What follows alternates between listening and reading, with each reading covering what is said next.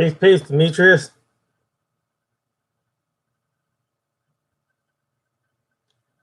Up.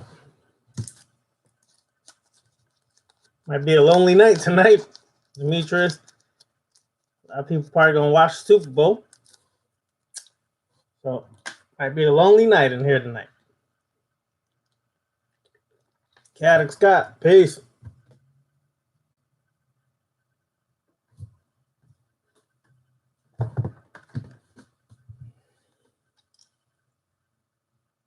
Okay.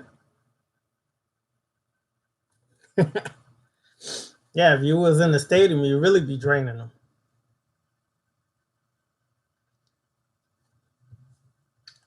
Annie G, peace, peace. Duma, peace. All right. Queen Z, peace, peace. Got a nice little group in here so far.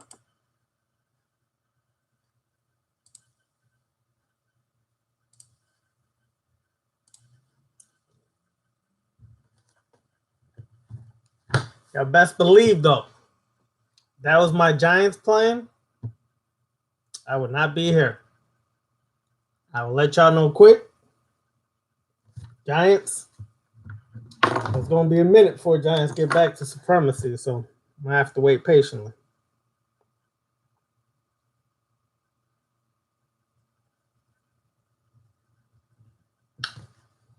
I'm going to have to wait patiently for a long time. Joshua, peace, peace. So, you know, I'm just being real. Giants was on. I'll be out, son. Out. No shame in my game. I still love sports. Necro Cannon, peace.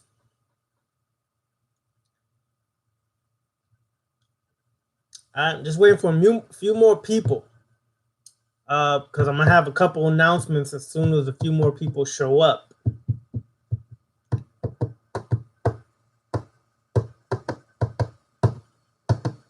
I'm not a Patriots fan. I'm from New York, so I can't stand anything from Boston. With a passion, I can't stand anything from Boston. If anybody in here is from Boston, sorry. Screw you.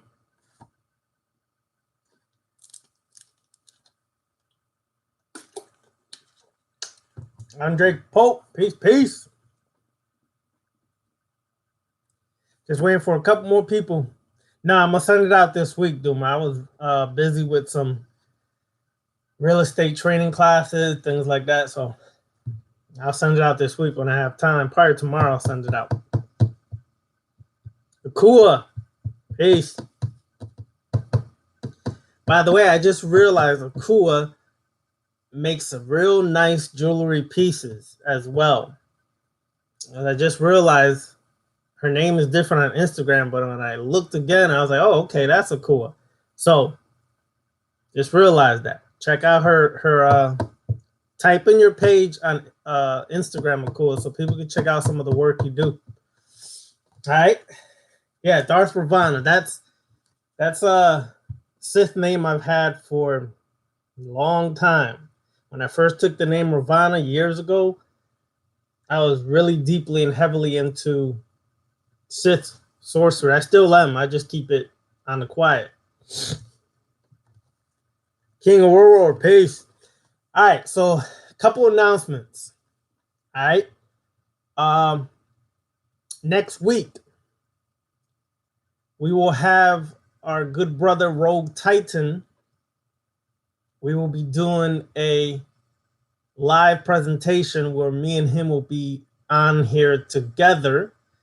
But I don't know if we're going to use Google Hangouts, Zoom, and I will let y'all know. Okay?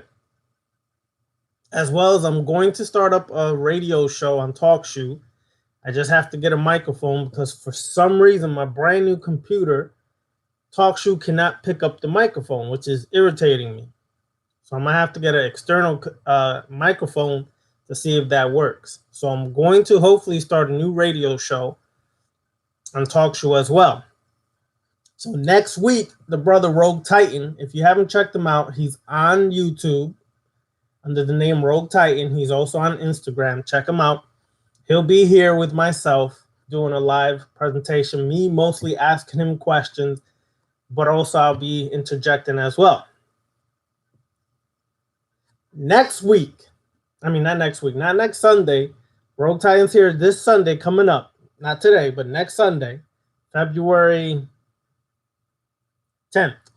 The week after that, February 17th, we will have the sister, the Cosmic Serpent, which is her name on Instagram. She'll be doing a live class with myself. So for all the sisters that be watching, and y'all hear all these conscious boom booms and baboons and all that talking all this, the goddess is the this and the goddess is that, but you don't see one female teacher up there with them. We're going to have the Cosmic Serpent next week representing, I keep saying it wrong. On February 17th, she'll be representing, putting the demonic feminine force and feminine energy out in front of you to show y'all the power of the demonic feminine. All right? So she'll be here February 17th. The week after that, I'm open for suggestions. Some of y'all suggested Thomas Leroy. I'm going to speak to my boy Necro Cannon about certain things regarding Thomas Leroy. Princess Creole Queen, or whatever her name is, was also suggested. So I'm going to try to get a few sisters to be up here doing a this discussion and live lecture on females on the left-hand path and the demonic feminine. So any other females suggested? I know some people said Thomas Leroy's wife. We'll think twice about that. Hopefully, maybe we can have both of them on here together. Who knows? That'd be dope too, to have a husband-wife team up here representing.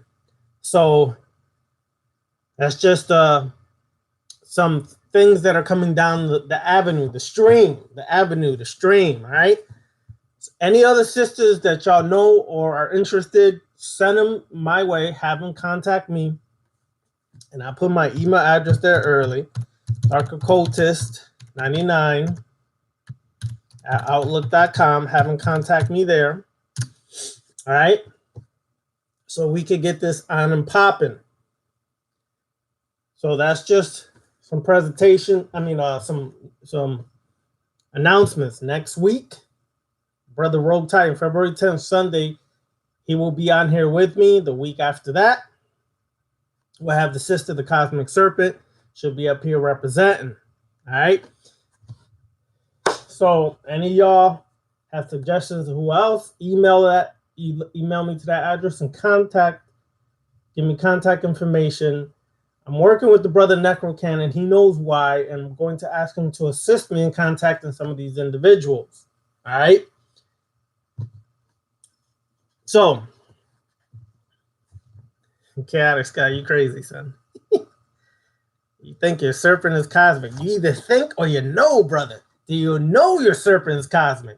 Well, mine is multiversal. Anyways, whatever. All right, so let's get this on and popping. Since I know the Super Bowl's on, we're going to get straight to the point, and we're going to take questions and be out of here like quick, fast, and hurry. All right? So, yes, on your birthday, brother, we will celebrate by having you come up here one day. No, stop. Anyway, I choose to be happy. Miss Fluffy, what up? All right, let's begin.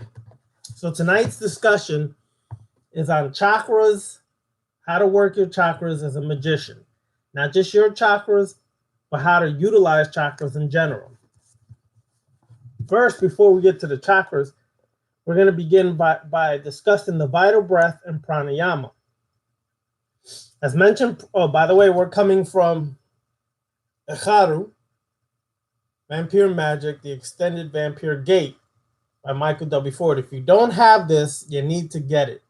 Powerful stuff in here. All right. As mentioned previously, prana is the vital breath or life force. There are essentially 4 stages of breathing in yoga. Breathing is life and is essential in the mastery of vampirism and self-creation. The vampire magician understands that control of the body and mind is an essential step in the process of mastery, not only in vampirism, yet also in magic itself. Now, let me repeat this part, because I think sometimes we lack discipline as a people overall. Even people on the left-hand path, we get into this, and then because it's about self-deification, indulgence, we kind of lose our discipline. No, it's the worst thing you can do. You need to have a strong level of discipline on this path, more so than even on the right-hand path, because some of this magic and sorcery that you may perform could be a little dangerous if you're not really disciplined enough. So as it says here, vampire magician understands that control of the body and mind is an essential step in the process of mastery. Martial arts. I'm sure some of y'all have taken martial arts or may still be taking martial arts. It is very good to study and practice in disciplining the mind and have control of the mind and the body. Whether you start with a more gentle form as Tai Chi, or you get more into Kung Fu, or even if you get into some of the mystery martial arts such as ninjutsu, okay?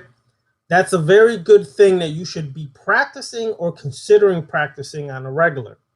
Yoga, okay? I'm not talking about extreme yoga where you split your ass and cheeks and, you know, you kiss up there and all this stuff.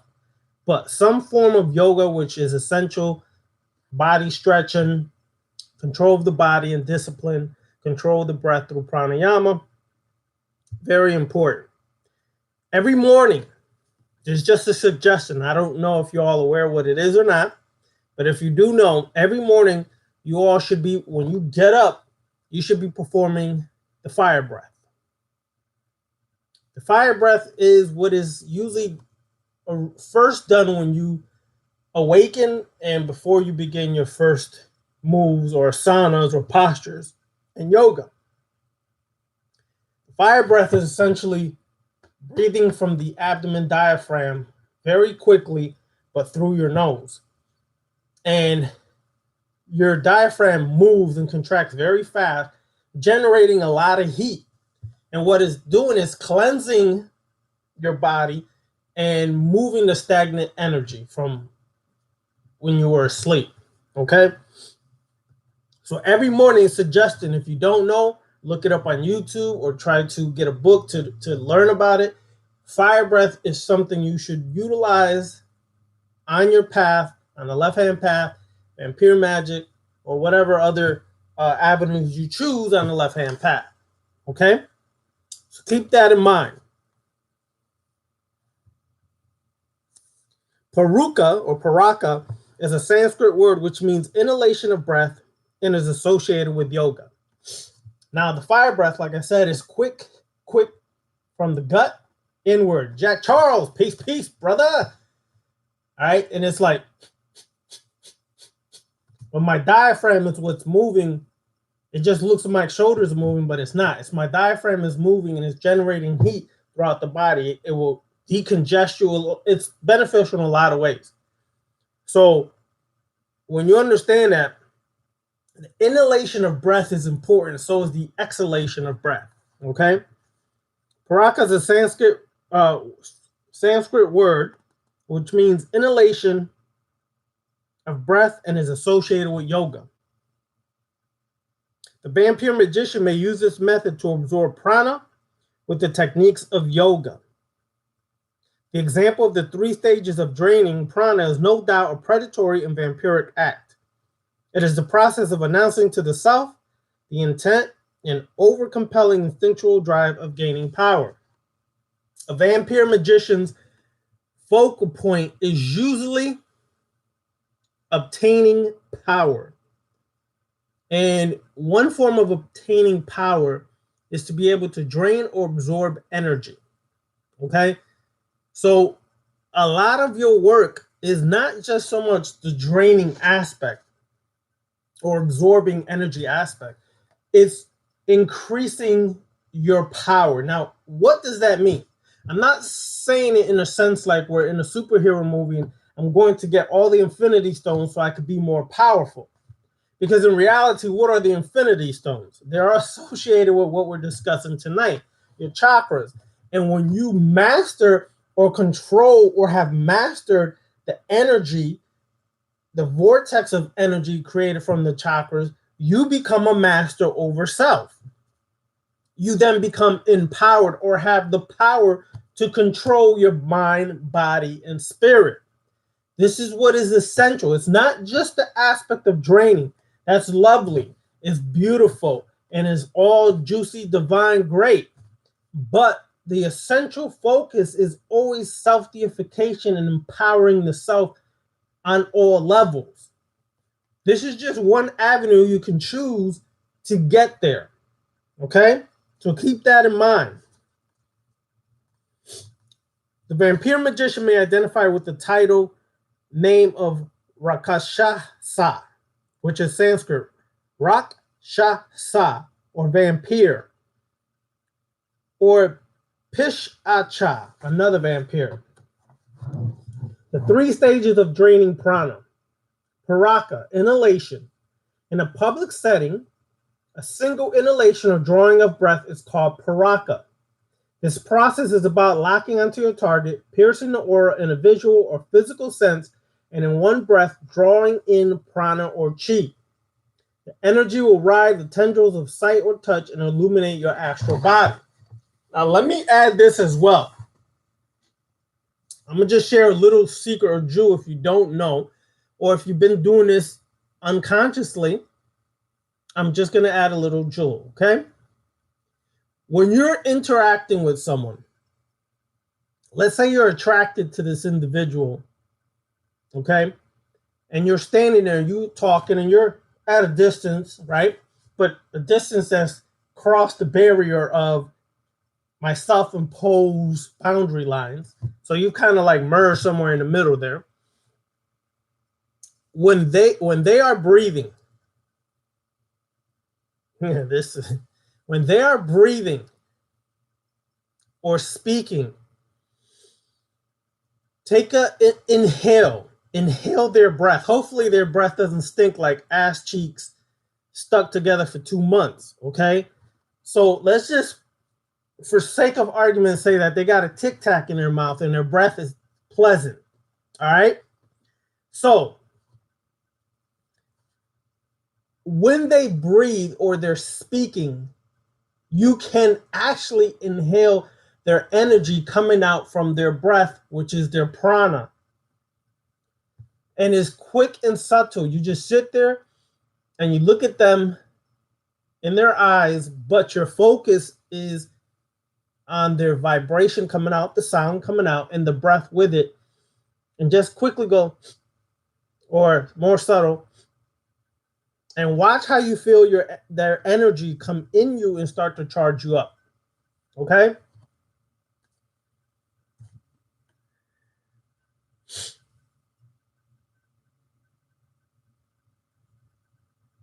Oh, okay, cool. Well, keep doing the promotions because you're good at promoting too. So that's good or cool. All right.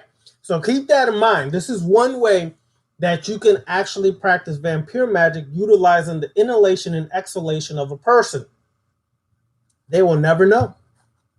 Now, if you go in there trying to do all this when they're talking, your ass is stupid. You're going to be found out and they're going to be like, what the hell are you doing, pervo? All right. So keep that in mind. All right. You got to be subtle about this and you'll take in their energy. All right. Kumbhaka, a pause after inhaling. Kumbhaka is a process of sending the astral tendrils in deeper into the aura of a target. The challenge of this is to ensure the prana drained does not reverse back into the target. The vampire must not only remain single-minded in the process and steps of this, yet must also pause to send the astral tendrils in deeper to drain more prana from the target. All right. And then the third step of draining prana, we'll say the fourth step because I give you a little a little juice.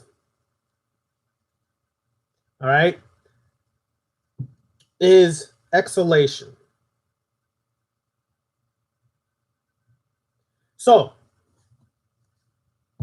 exhalation after drawing in prana is a twofold process of not only exhalation, yet also disconnection from the target. Meaning, if you're tapped into the aura and the energy field of that person, to disconnect, exhale and visualize your tendrils or whatever you're using to tap into that energy. Exhale and bring it into you. Keeping the abdominal muscles under control, standing erect or sitting with your back straight will no doubt aid in this process. All right.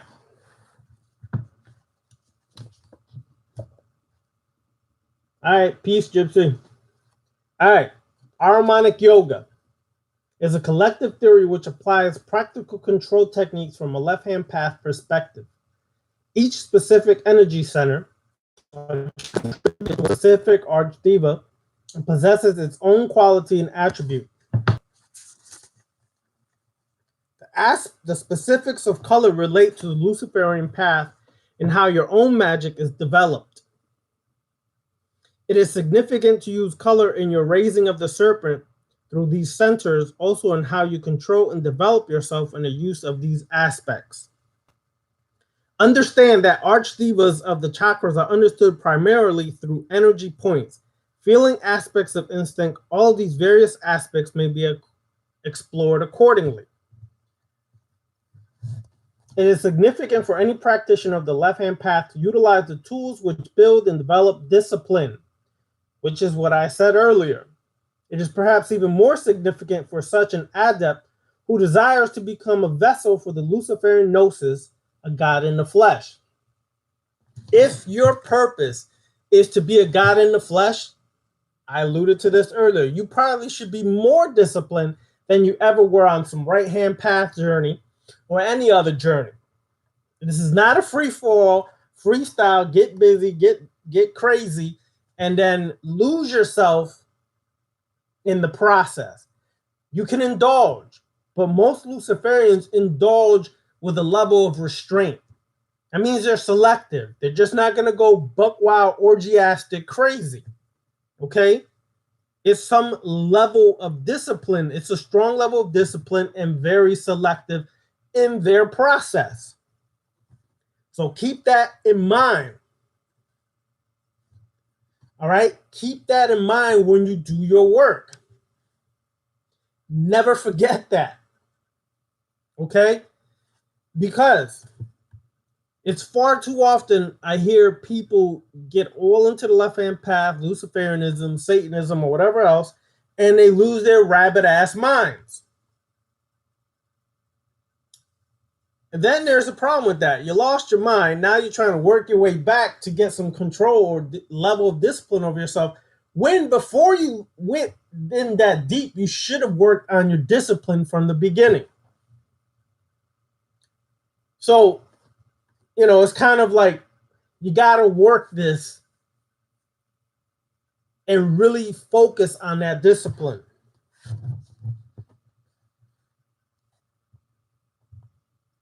The Kundalini, or fire serpent, as it is called, is the flash of consciousness and raw energy associated with the feminine or the inspiring point.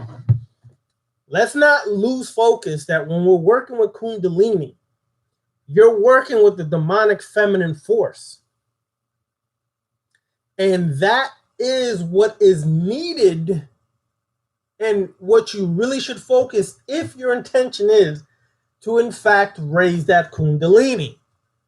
You cannot go into this all-male chauvinistic and think that you're going to do some great work if you still haven't come to an integration or harmonious aspect with your own feminine aspect within yourself. That doesn't mean you have to be extra flamboyant and wear dresses and things like that. Some of y'all take things to the extreme. That just means you tap into the feminine aspect of yourself and you bring an integration with the masculine aspect. And one of the works or ways to do that is working with the Kundalini and focusing on the primal energy of Shakti, which is also related to Kali. Okay? You work and tap into that primal energy, the serpentine energy of the Kundalini, the demonic feminine, and you integrate it in your brow, your ajna chakra. You bring an integration between the masculine and feminine, or the black serpent and the red serpent. The black serpent is the masculine, the red serpent is the feminine. Okay? Keep that in mind when you're working your Kundalini exercises to be able to expand your vampiric work. Don't just think that you're going to go out there, put on a cape, and act like Count Dracula and go cuckoo crazy biting and chomping on people. It's not how it works. Because they got a nice little place for you if you get that cuckoo crazy. Okay, nice little 4x4 place where you can chill with people who are on the level of Ted Bundy. All right? So just get this right. All right, so realize these things when you're working your path. Don't get crazy. I'm going to keep saying this because I done seen crazy coming out. All right? Crazy coming out. And unfortunately, yeah. Well, anyways,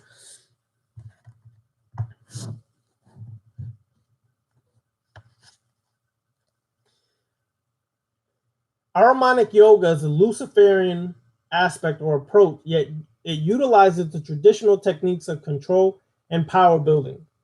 The difference is the Luciferian seeks to ascend and become a god, a self-made god, not only in the spiritual sense, but also in the physical sense.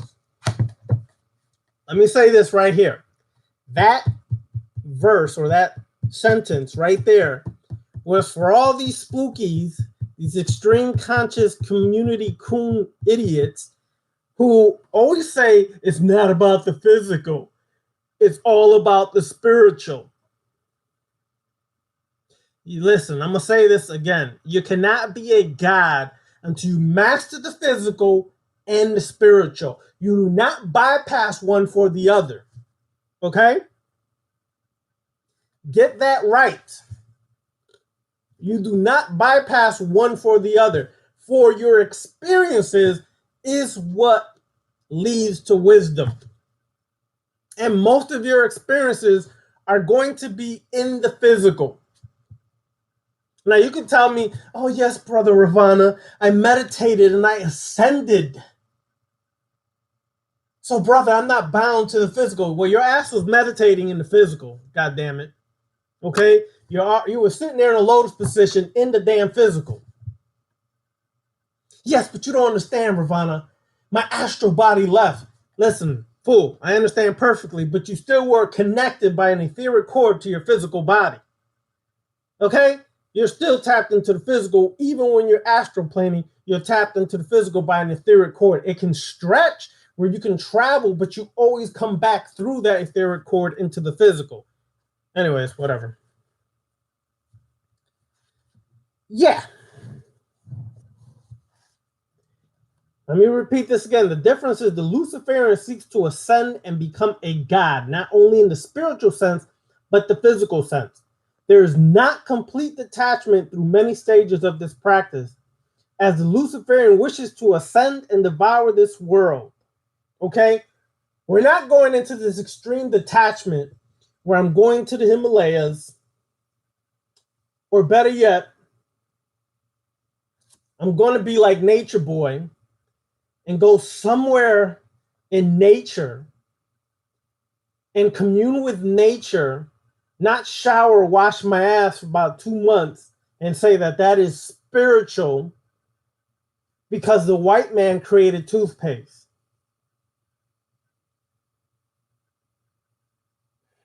Anyways, whatever, people. I'm going to tell you, if you're that natural where you can't even brush your teeth, you don't need to be around me. First of all, you're going to offend me with your foul odor. Second of all, your teeth are going to look like... Anyways, whatever. All right? So, let's not get crazy. The flesh is a gift. Wait a second. What? What did this brother just say in this book? The flesh is a gift. Whoa. How many people on the right-hand path share their vision of what they think the flesh is, and they'll mostly condemn the flesh? The flesh is a curse. But yet we who walk the left-hand path see the flesh as a blessing, a gift. Now, the flesh is a gift, and the stages of life should be experienced accordingly. Experience that ish. Get out there and get your experiences on. Listen, on the left-hand path, we don't wait for experiences to happen. We make them happen. You're in control of your life. You're the God over your life. Because if you're waiting for an experience to happen, you're still under faith, belief, and religious mindset. I'm going to just let nature take its course. What? You're still a slave to nature, basically. And when nature decides to turn their focus on your dumbass, then all of a sudden you want to experience something. Nah. Left-hand path, we control every aspect of our life, including that which we are in, which is called nature. Okay? We do not sit there waiting for things to happen. So, people, if any of y'all haven't experienced a deep down dark or even a deep down light experience, get out there and make it happen. Stop waiting. Don't sit there and say, Santa Claus is coming tomorrow, so I'm just going to sit here to tomorrow to get my experience, because Santa Claus ain't never coming down that damn chimney. Wake up. All right. You must begin to relate to the devas as a part of your body and extensions of your spirit when working in this aspect of magic. The quintessence of our harmonic yoga, which is in essence Luciferian yoga. Harmonic yoga is non-union. Non-union. We're not trying to unite with anything. Well, I'm just going to merge into allness. I'm going to become one with the Most High. I'm going to become one with God. Really? Okay, anyways. Harmonic yoga is non-union with the infinite through meditation, raising the Luciferian up to be a god. So you can utilize meditation. It is a different form of meditation. It's more introspective and active meditation than a passive and detached form of meditation that is taught in the right-hand path.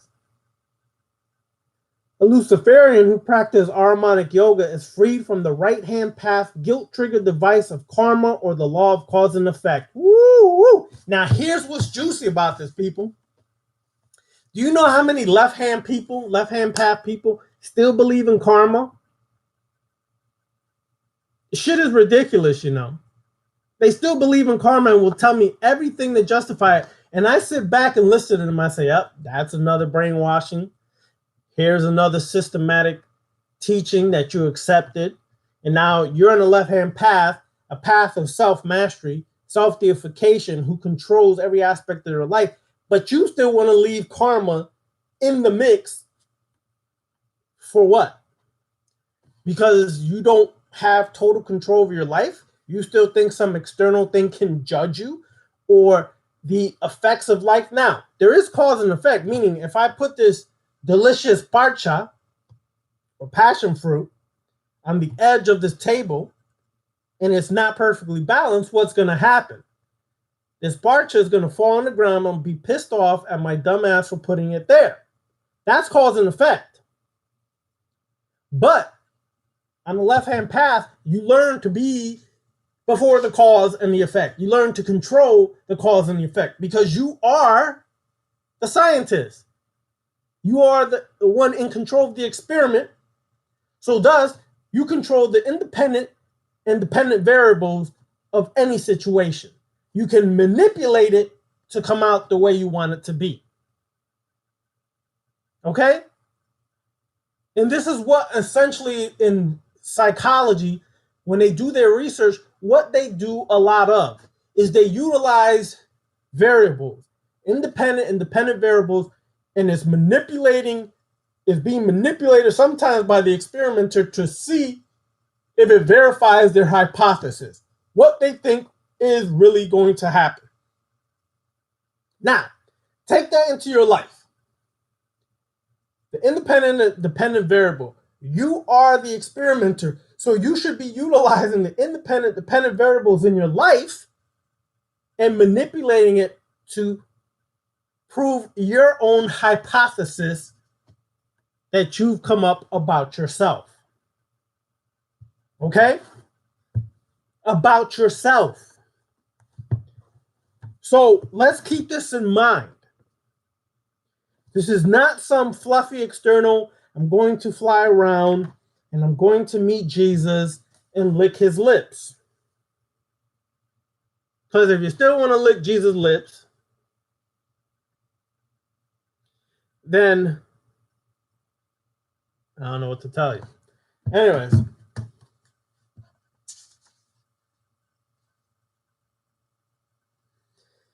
Okay, let me repeat that again. I just can't get past this part. It's just too juicy, y'all.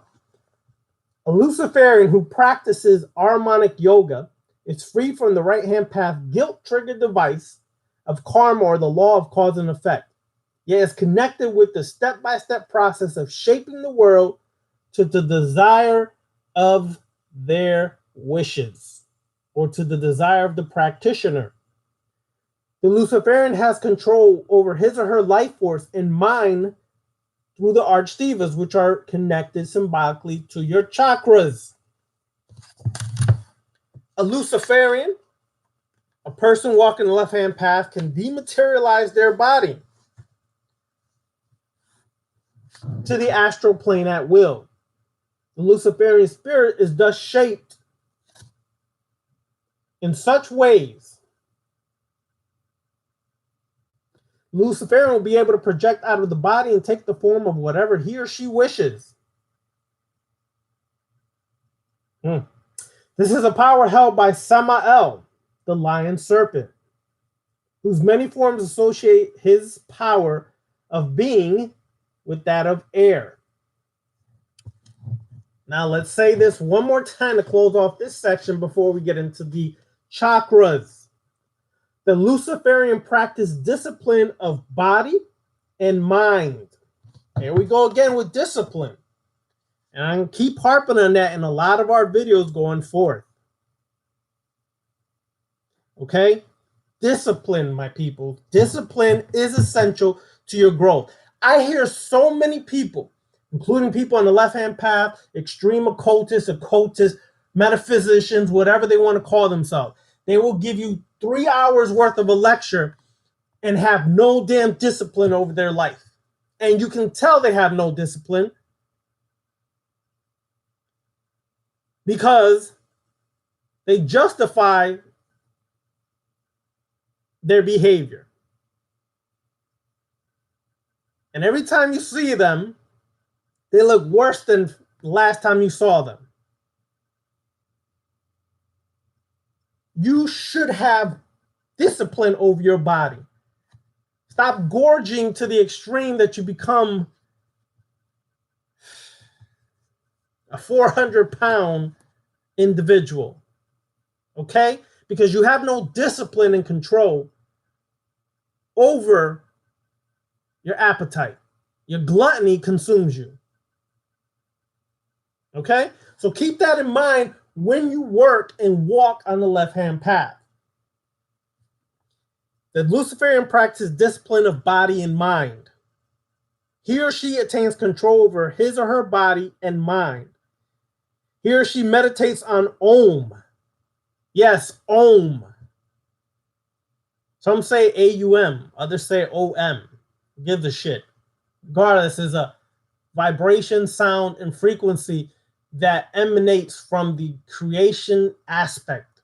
It is the sound that, according to some, created this universe that we exist in. Well, if that's the case, then if you utilize that in a mantra or chant, Om, and sometimes you don't even have to add additional words, you could just chant Om, you can actually get to the creative aspect of yourself.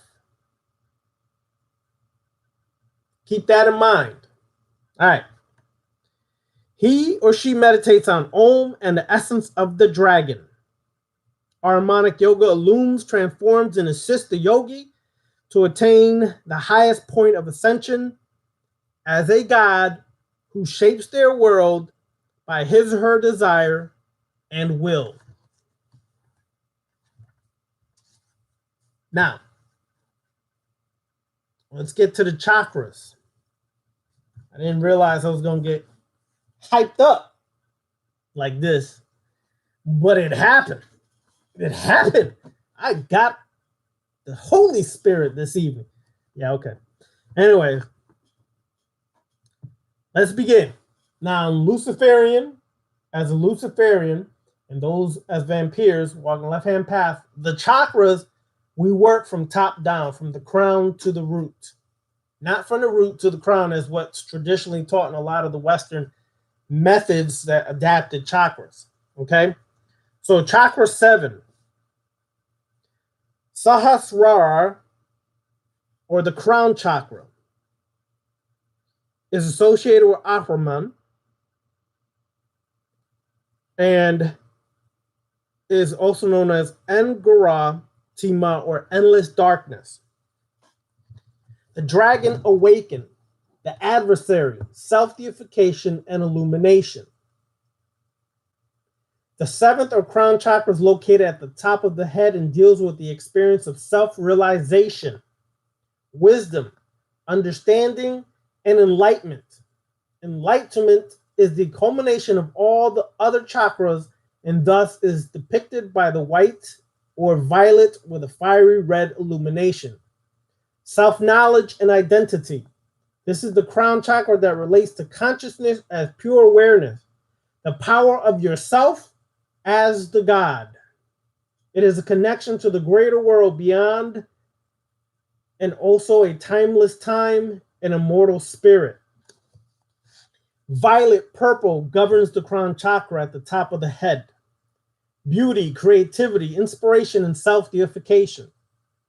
Personality traits of those who have mastered or controlling their crown are leaders. They're strong, wise, balanced, and in personal power. The violet relates to the self-knowledge, spiritual awareness. It is the union with your higher self, which in Luciferianism is also connected to the Azal Usel, or angelic or demonic or true self aspect. The violet energy assists in illuminating us to our spiritual self, bringing guidance, wisdom, and inner strength, and purifies our thoughts and feelings, giving us inspiration in all of our undertakings, enhances artistic talent and creativity as well. Aspects of the violet light: a respect for life and the gift of individual willpower, self-sacrificing to gain wisdom and power, exalting the gift of Ahriman and Azje. Okay, Azje would be related to Lilith, Kali, Sekhmet, things of that nature, the demonic feminine. An ability to balance the appropriate route for the benefit of the higher self and the theoronic desires. Devouring. Listen up, my vampire magicians. Devouring. When you focus on the crown chakra and devouring in this area, it achieves ease of identity. Hunger becomes greater if not balanced. Draining should be conducted in deep sleep cycles. Non-devouring, self-work. Wisdom, Luciferian will, balance, spiritual insight from experience with your Luciferic angel or higher intellect. Now, let me say this. Before you get to the part of devouring, when it comes to the chakras, you should be working on the non-devouring aspects. Now, some of y'all may say, why? I want to jump to the devouring. No. If you haven't gotten your ish correct, if you still out of order within yourself, then you could be doing more harm than good to yourself by draining. Okay? So you want to practice the devouring aspect after you focused on the self through the non-devouring aspects of each chakra. Chakra 6, Ajna, Aquaman, third eye chakra. Ajna chakra is associated with the archdiva Aquaman. The third eye, the Dushmata, evil thought, spiritual sight and the evil mind, immortal consciousness, spiritual independence. The sixth chakra is located between the eyebrows at the third eye position, relating to mind, intuition, and heightened self-awareness. An awakened god or goddess, light as the black flame, archetypal identity oriented to the individual power. This chakra is known as the brow chakra or third eye center. It is related to the act of seeing both physically and instinctually. Indigo governs the brow chakra or third eye in the center of the forehead. Intuition, mysticism, and spiritual awakening, understanding. Personality traits are intuitive, fearless, practical, strong-willed, idealistic, wise, and truth-seeker. Indigo relates to self-responsibility, being responsible for one's own destiny chosen by the will of the individual. Understanding that divinity is self-associated and should not fall prey to the blinding religious paths. The Ajna chakra relates to the spiritual eye of the Luciferian, being able to master an inner and sometimes outer spiritual sense. If the practitioner is atheistic in approach, then it is the attunement of the mind and body as the source of all magic. Yeah. Aspects of indigo, intuitive, faithful to desires and goals, commanding character traits, and disciplined mind. Devouring, my vampire magicians, tapping into another consciousness, third eye as a vampire. Now, you do know that you can tap into another individual's consciousness at any point in time. It takes practice, but you can tap into it, where you can actually hear their thoughts and see visions or images as if only you're watching a movie into their life. I know someone who can do those things. I know quite a few people, but I won't mention any names. Drinking from the Ajna chakra brings an elevated level of power and sleeping. Non-devouring, reading thoughts through body language, divinatory works. Chakra 5, the Vishuddha, the Savar, throat chakra. Vishuddha chakra, the Archdiva Savar, throat or Dushkatha, evil word. The voice which commands, communicates, and by vibration manifests the world it desires. The fifth chakra is located at the throat and relates to communication, creativity, and self-identification. The color here is blue. The vampire magician may use this chakra to hear, to awaken the trait of being devious and manipulative to targets to drain prana or life force. Sound and power of the voice, creativity, identity, oriented to self-expression. This is the chakra located in the throat and is thus related to communication, seduction through voice, creativity, etc. Here we experience the world symbolically through vibration, such as the vibration of sound representing language, etc. Now, y'all have heard me say this in some videos for a while now. Sound is more powerful than you can imagine. It is not just the point that, okay, you could get up on a video and you could hoot and holler and teach stuff. That's one thing. But it's also in how you utilize sound to communicate the thoughts that you're trying to convey. you should be able to use certain sounds at certain times when you're conveying certain messages in a more low tone, or sometimes use a little more passion. Okay? I'm going to give you an example. If you want somebody to remember something you said and you want to plant a seed in their thought, in their mind, would you yell it or would you whisper it? I'm asking the question. So respond. Would you yell it or would you whisper it?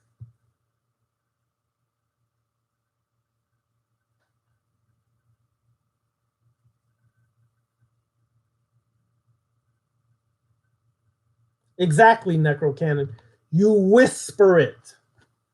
Whispering is more effective when you whisper in someone's ear than you say, yo. They ain't gonna hear you. Because once you come at a higher volume, human nature tends to shut you out. But if you whisper it, it's planting a seed in their mind. It's seducing their mind. This is why when you go into the Bible and they speak about the serpent, what name do they use there for the serpent? And I know, but I'm just asking, what name do they use there for the serpent in the Hebrew?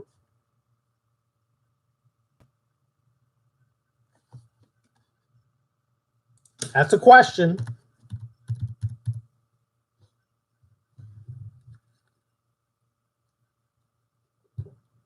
That's right, Nakash. And what does it mean, people? One of the meanings of Nakash, what?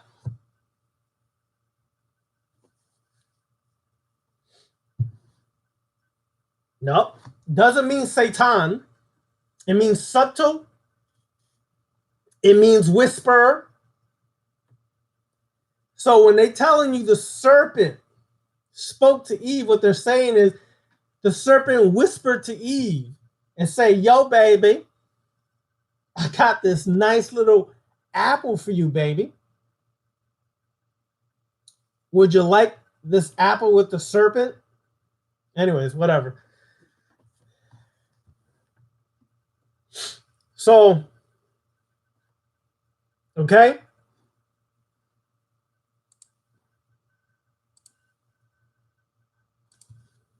So remember that.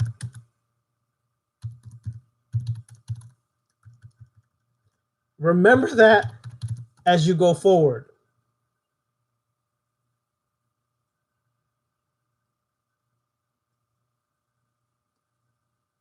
All right.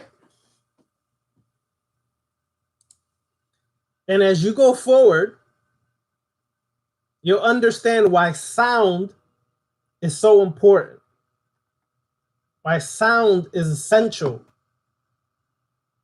Okay? When you speak to people. This is why studying words is so important. For years, when I was in my early stage on the right-hand path in the late 80s, early 90s, I took an in-depth study of Islam and the Hebraic doctrine. I learned Arabic more than Hebrew. I'm better at speaking Arabic and understanding Arabic than I am Hebrew, although they're very related. And this is why I understand certain meanings of words beyond the English connotation that's been added to it. Okay? So understand this. You have to be familiar with language, utilizing language. Okay? And how to utilize sound and vibration when you speak.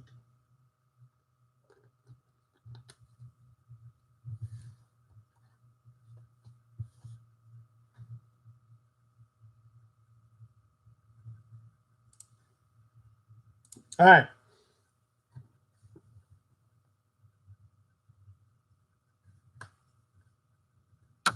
All right, let's skip to the Anahata, the heart chakra. The Anahata chakra, Archdiva, Andar, heart and center, understanding, the union of the black flame with the desire of the spirit. The fourth chakra is located over the heart and relates to love, balance, compassion, and self-expression. Green and sometimes pink is the color of this chakra. Using this chakra in a vampiric setting will give the magician to cause paranoia and indecision in another, opening the mental gate to draining energy. Air, social identity, oriented to self-acceptance. This chakra is called the heart chakra and the middle chakra in a system of 7. This chakra relates to the Andar and the path of rebellion and spiritually distant workings. Green governs the heart chakra. Balance, love, self-control, power to cause confusion. Personality traits, understanding, self-controlled, adaptable, sympathetic, compassionate, generous, humble, nature-loving, and romantic. Green chakra relates to self-love. Positive aspects of green: compassion to those who deserve it. Let me repeat that. Compassion to those who deserve it. What does that mean? See, now we've been taught on this fluffy right-hand path mentality that I must be compassionate for all beings. Bullshit. And I'll say it again. Bullshit. Everybody does not deserve your compassion. And if you think they do, you need to go work with a charity and do some charity work. When you do that charity work, you're going to realize that some people just do not give two craps about anything. Okay? Compassion for those who deserve it, meaning those in your circle, those you're connected with, those who are of a similar mind and a similar trait, and you all have some connection together. That's who you have compassion for. People who violate, cross the line, try to hurt you in any kind of way, there's no compassion for that. They don't deserve your compassion. And, there were some individuals who had a problem with that recently. But we addressed that. You don't cross the line and think that people are just going to sit there and bend over and let you shaft them without grease. It doesn't work like that. This is not Christianity. This is not any of those religions. This is a self-deification, self-empowerment, and you will use any means necessary to protect yourself if that's what it means. Generosity when needed. That doesn't mean you give a quarter to every person who asks you for the quarter on the street.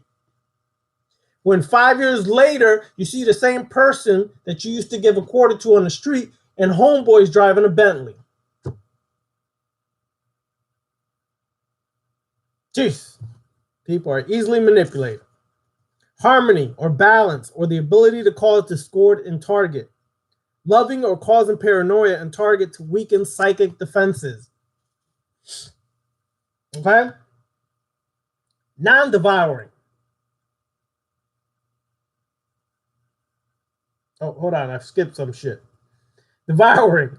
Draining energy in crowds or social situations. If you're in a crowd, focus on the heart chakra.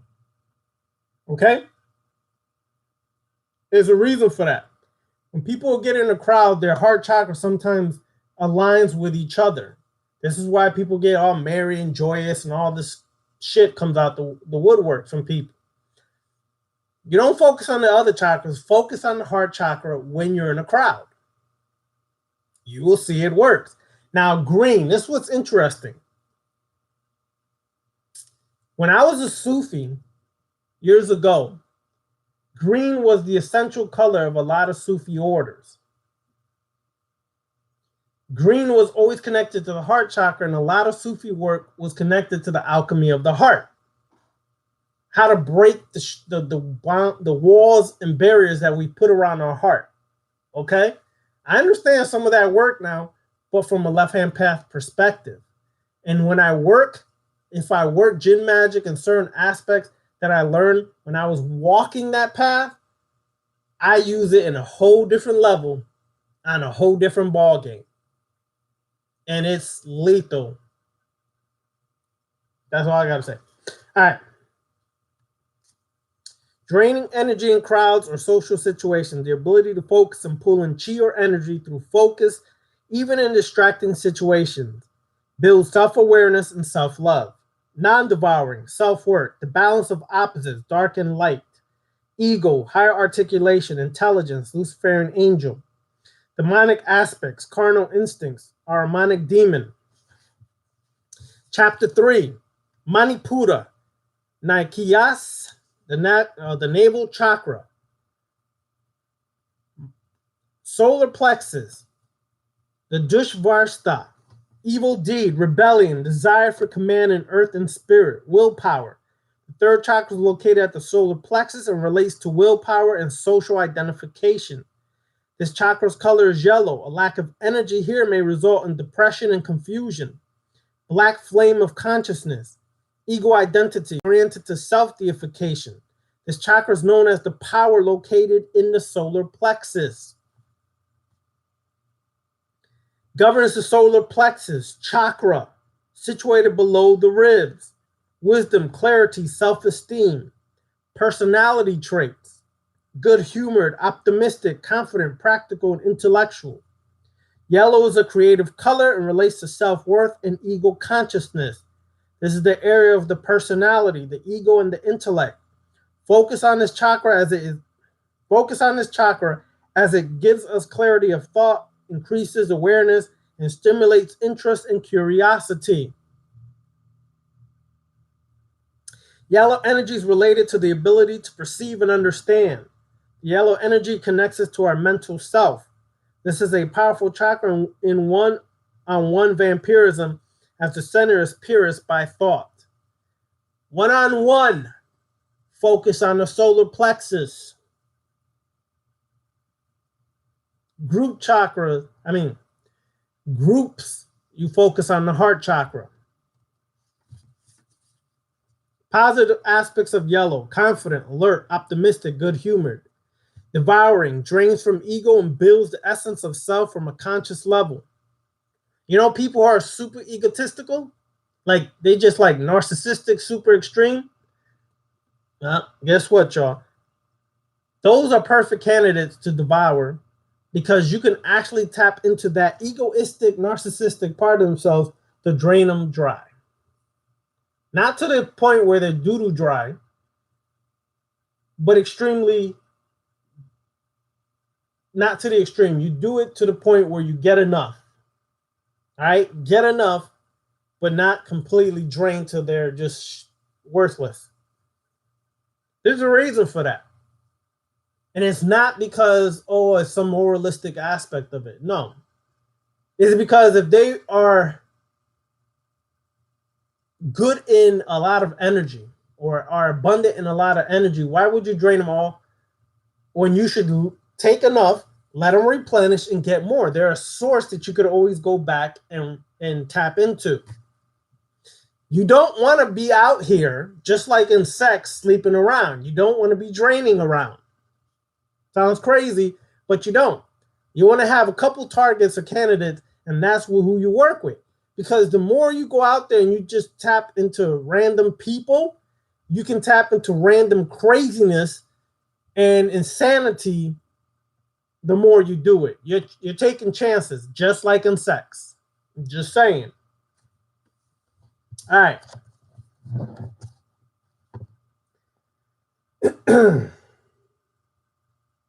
Chakra 2, the Savasthana, the Ayishma, is the navel area slightly below reason, emotion, aggression, obtainment, lust. The second chakra is located just below the navel or belly button. This chakra is the center of our sexual drive and emotions. The color of this chakra is orange, water, emotional identity, and instinct, oriented to a self-gratification. Second chakra located in the abdomen, lower back, and sexual organs related to the element water and to emotions, wrath, and sexuality. Orange governs the sacral chakra situated in the lower abdomen. Power, happiness, confidence, and resourcefulness. Orange is the color of success and results. Brings a sense of power to our work to our workday and strengthens our appetite for life force and prana itself. This chakra connects us to our senses and helps to remove inhibitions and makes us independent and social. You may use this Ashima chakra to pierce an aura in a holiday, beach setting, or nightclub. Another type is merely a social setting, which you may use the Ashima chakra. Aspects of orange are sociable, creative, and self-illuminated. Feelings of power, independent. Most of the time, when I've done these vampire videos, I've usually shared with y'all drain from the solar plexus and the sacral. There's a reason for that. Most of the time, you're going to be on one-on-one situations when you drain. If you're in crowds, now you know you focus on the heart. But normally, you're in one-on-one situations when you're about to drain.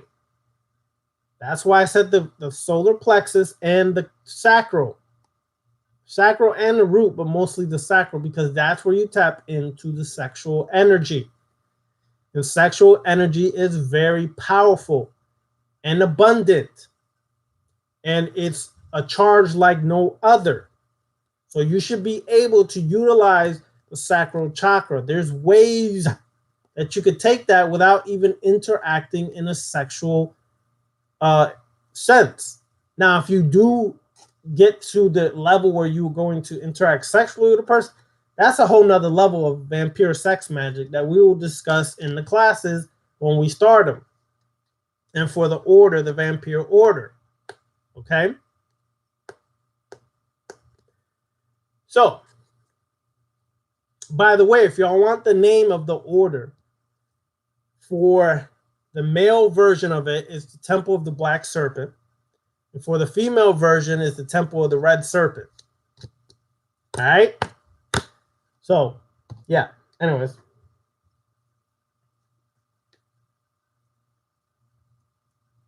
Devouring, draining through sexual contact or from the elevation of the black and red serpents. Wow, didn't I just say that? Anyways.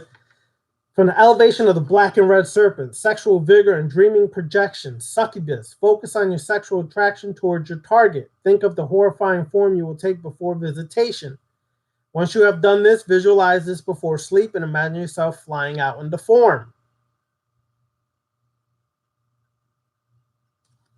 All right?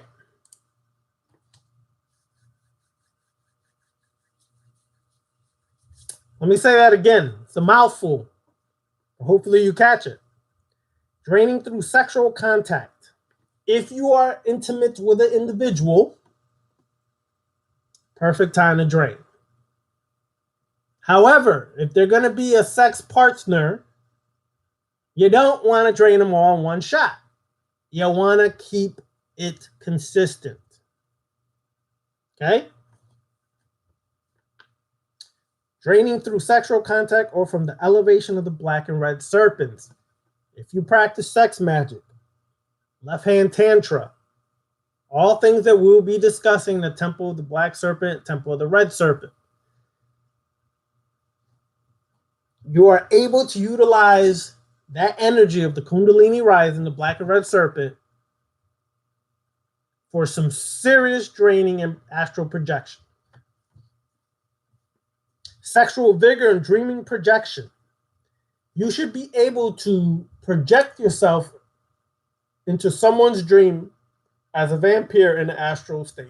Even if you're not in the astral body, you still should be able to project yourself into someone's dream as a vampire.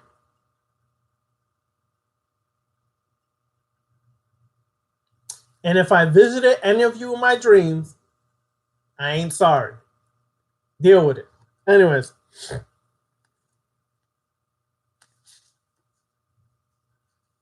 Non-devouring, self-worth, vigor and prowess, instinctual, drive, knowledge of self and emotions therein. Lastly, Chakra 1 or Lamuladhara, the root chakra. The archdeva is Taramati. The Bundishan describes Taramat or Taramati as the demon. Taramat is he who produces disobedience. And the greater Bundashin, the Dev Taramati, is she who produces scornfulness. The essence of Taramat is a demoness which instills rebellion and choice. The root chakra is located at the base of the spine. This chakra deals with the human potential and is stimulated through spiritual and mental rebellion, primitive energy, survival needs, and atavistic memory. Discontentment in our foundations. Earth, physical identity, material body. Located at the base of the spine, this chakra forms our foundation. It represents the element earth and is therefore related to our survival instincts and to our sense of grounding and connection to our bodies and the physical plane, including our ability to rebel against monotheistic or enslaving principles mentally and spiritually. Red is the color associated with this chakra. Look for elements of vitality, self-confidence, and courage. Common personality traits is courageous, confident, strong-willed. Red relates to motion, movement, desire, and strength. It is the area of survival and stability and your place on this earth. The color red provides the power from the earth and the will itself, giving energy on all levels. This is the area of the coiling of Asjed, also known as Lilith or the fire serpent. Aspects of red: security, courage, strength of will, aggressive, devouring, draining through touch and grasping objects, subtle touch, bumping into someone subtly but not too aggressively. All aspects that can be utilized of vampirism. This type of vampirism is the easiest as it stimulates the nervous system, and because it stimulates the nervous system early on. This is usually the first element of a practicing vampire. Non-devouring, self-work, focus on the antinomian aspects of self. Know who you are and what you wish to achieve. Spiritual energies mentally drained from people through astral contact as well as clairvoyance, among others. The powers of astral hunting through dream and drinking the spiritual blood is only best described through the experience itself. The symbol of the vampire who drinks blood from sleeping human offers is not far removed from the astral vampire predator, known as Varkalachi, who drains life force from the sleeping human's astral body. The initiate also focus via dream control, shape-shifting, and recording dreaming events in a magical journal. This defines the imagination and its strengths and weaknesses. All right.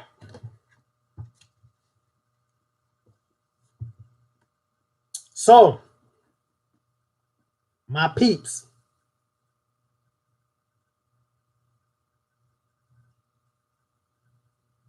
My peeps. Any questions?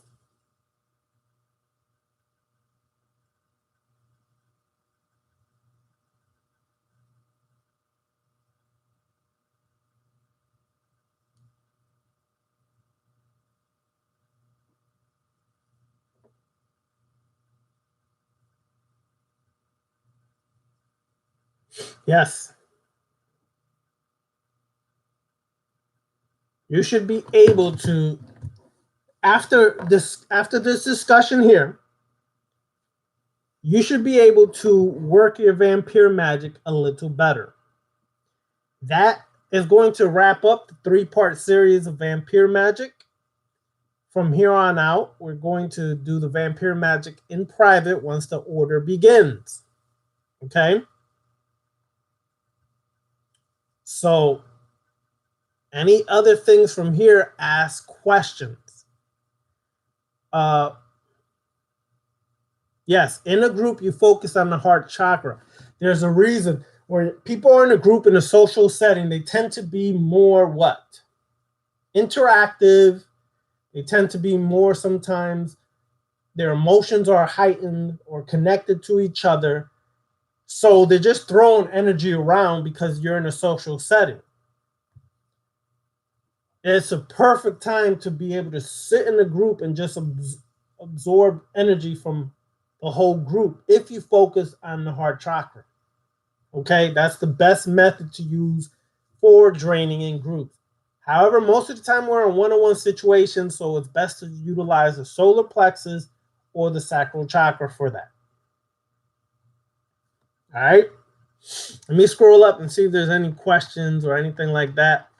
While y'all typing new questions, let me go say.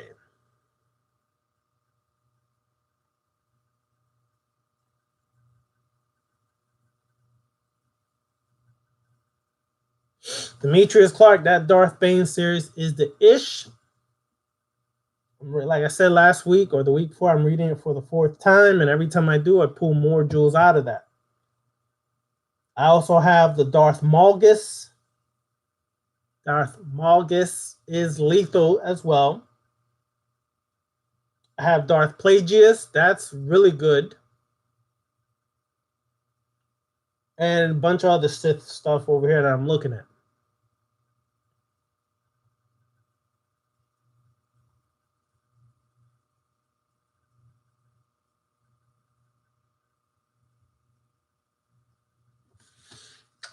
All right. Let's see, folks.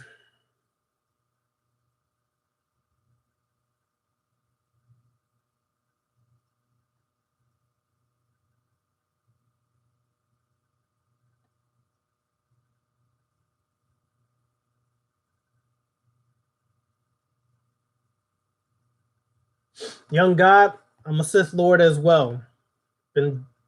Listen. Since when Star Wars saga first began, way back in 77 was when my initial attraction began towards Darth Vader. And then the Star Wars lore continued to expand. And I was drawn into the Sith. I learned and studied about the Sith and applied it in my life. And it is essentially aligned with the left-hand path. The philosophy of the left-hand path aligns perfectly with the Sith philosophy. And working the Sith path is something, like I said earlier, I do, but more in private. I don't go around wearing a Sith costume. I don't go around with a lightsaber, because those are all props. Sith mindset and in action.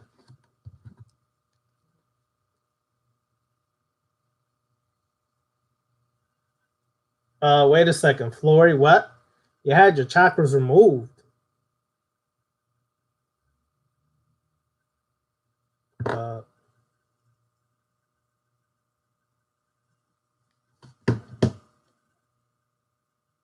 I never heard of somebody having their chakras removed. But the work that is necessary for an individual is what we mentioned here. Meditate on each chakra. Meditate on the meaning of each chakra. Okay? Let's say, for example, you want to meditate on the root, the survival aspect, the stabilization aspect. You need to stabilize your life. You want to meditate on the meaning of that chakra. You want to meditate on the color of that chakra. And you want to meditate on activating the energy of that chakra. So what do?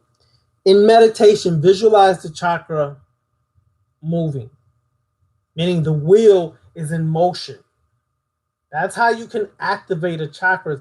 Visualize moving the wheel. Okay, some people say, well, you visualize it going to the right. Again, that's right-hand path mentality. When I visualize moving the wheels, I visualize it moving towards the left, counterclockwise, against the grain, against norms, against conditioning. Once you visualize the chakra in motion, you should start to feel the energy awaken in that area. So that's just one example of what you can do. I'm not going to tell you to get a crystal and put it on your... Just listen, all that stuff.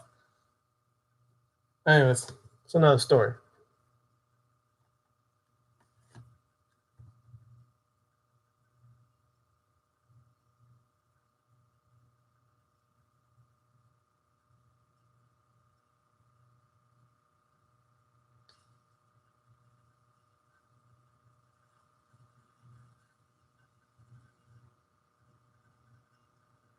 That's right, Andre Pope. Be selective.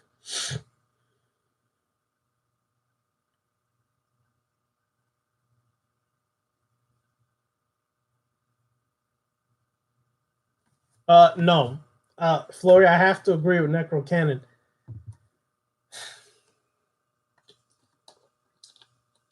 Your chakras are your wheels of life.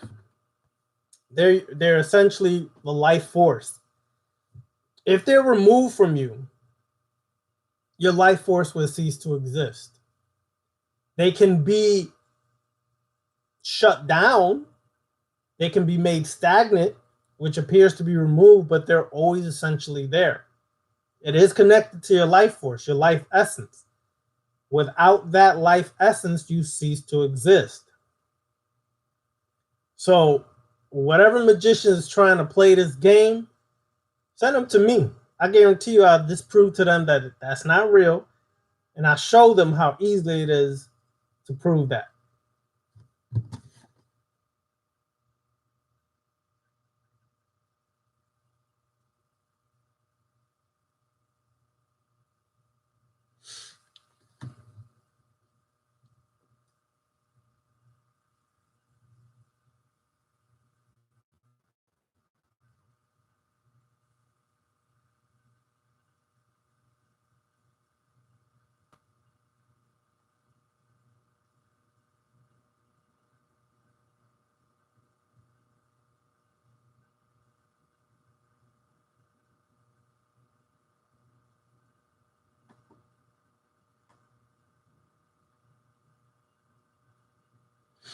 Jade the Titan, if I didn't show it, or if you didn't see it earlier, it's a book called Acharu, Vampyre Magic, the Extended Vampire Gate by Michael W. Ford. This book with Sechema Pep is the two books you have to have from Michael W. Ford. You also have to get Vampyre Magic books from Father Sebastian, which is the Vampyre Magic book, the Sanguine Namakan. I think it's 1 and 2, the Purple Veils. I forgot the other one. You should also get the Ascetian Bible for Vampyre Magic. Those books are essential for Vampyre Magic.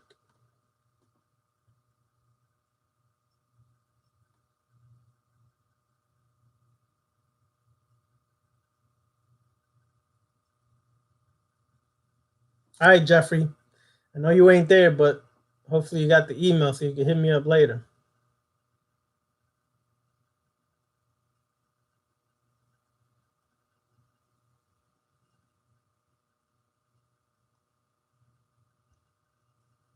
Shit, I hate when this thing skips.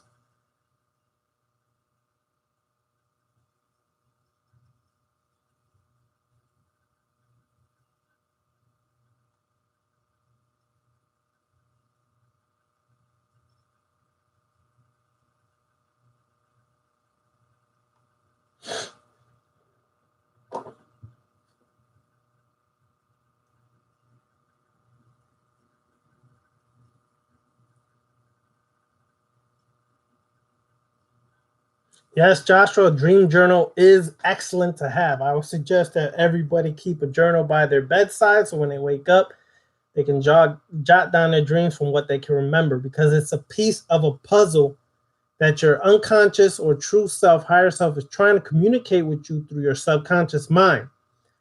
And you have to put that puzzle together to get some understanding about certain things in your life that are necessary for you to know, or you're not paying attention to, et cetera, et cetera, et cetera. T. Carter, peace.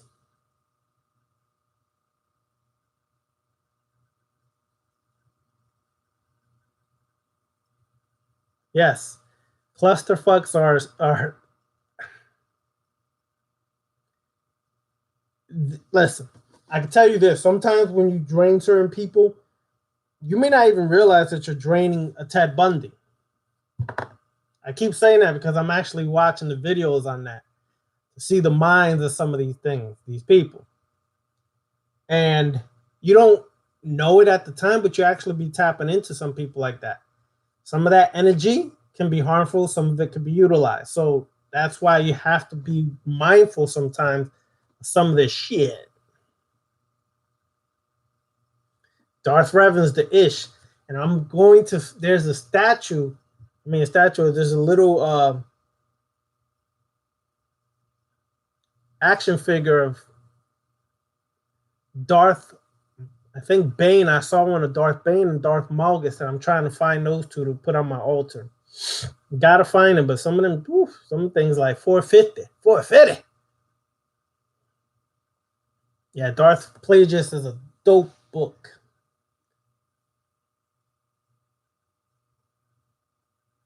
All right, karma. More on karma. Essentially, what is karma? Karma is considered action. Your actions lead to a result. A result leads to some form of effect, right? Which is an effect. What happens is when we grab karma here in the West, we disconnected it from cause and effect and associated with spooky judgments, hell, and evil and wrong.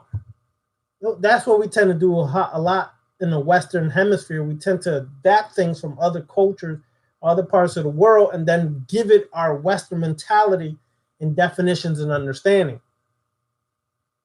Essentially, why I say karma is BS and is because what karma and who created karma essentially were priests, high priests in temples of India. And they were creating a philosophy to control the masses of people. So they created the philosophy of karma, almost like Christians have the philosophy of faith, to control their subjects, to control their servants, to keep them aligned. Because if a person thinks, if I do this, I'm getting punished here, then it's easier to control them than for them to find out I am the God of my life, and every action, every step I take is governed from me, my subconscious mind, and how I perceive things. And thus, every result I get is because of me. And everything I do is because of me. Not some spooky thing saying, okay, you just did this, you wronged this person or you hurt this person, so guess what? You're going to be punished and you're going to have to come back and reincarnate to burn out that karmic cycle in your life because you didn't get it right this time. System of control, systematic system of control to have people conditioned to be afraid to be gods and masters over themselves. Essentially, that's what karma has become, just like faith and belief in Jesus or God or whatever. It's a system of control to keep us bound to not accepting the reality that you're the God and you're responsible for everything in your life by your thoughts, by your actions, period. And I'm not going to some spooky hell or some great heaven because of either one, okay? All that's happening is I deal with the consequences accordingly as they come into my life based upon my decisions, based upon my choices, based upon my thought process. Ain't nobody judging or condemning me, or I have to reincarnate because of this, is that. Period. That's essentially what karma has become and how it's controlled. How do you break free of the programming, Matt, son? Is question everything. And what I mean by questioning everything is question even karma. Why was karma taught to us? What purpose does it serve for us to know about karma, for us to even be taught about karma? What is the purpose behind that? Question that. Question every philosophy, every religious idea, everything that you've been taught, you question. That's how you start to break the programming. Meaning, conscious community, I'll take for example. The conscious community wants to dip everything in chocolate. As if nobody that wasn't chocolate did anything, created anything, or had anything of significance occur in the past that is still in effect today. Okay?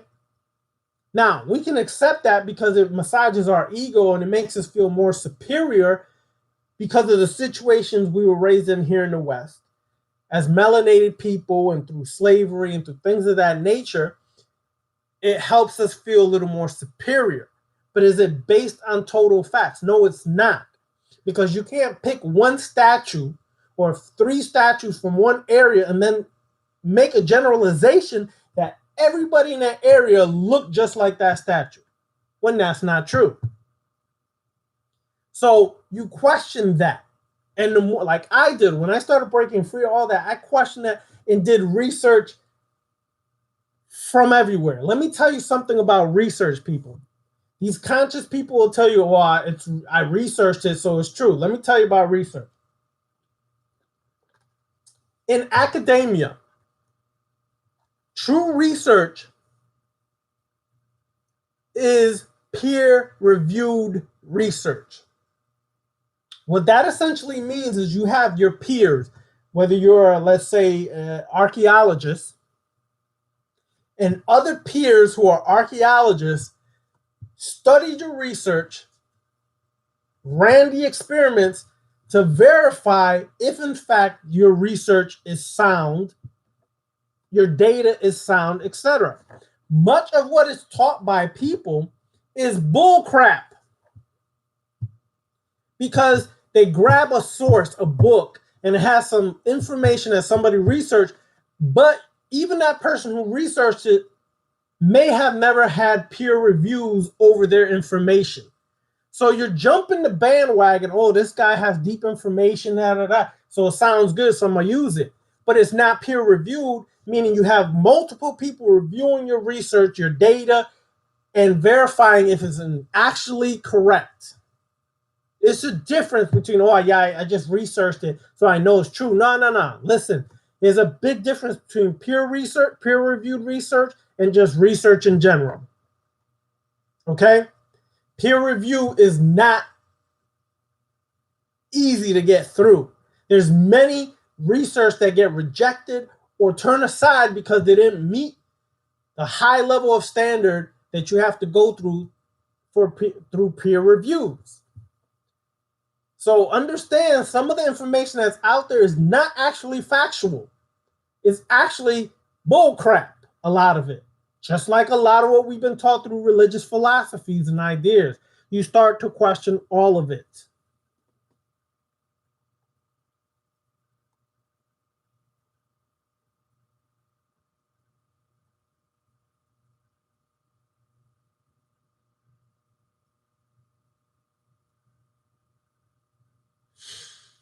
The Anubis video.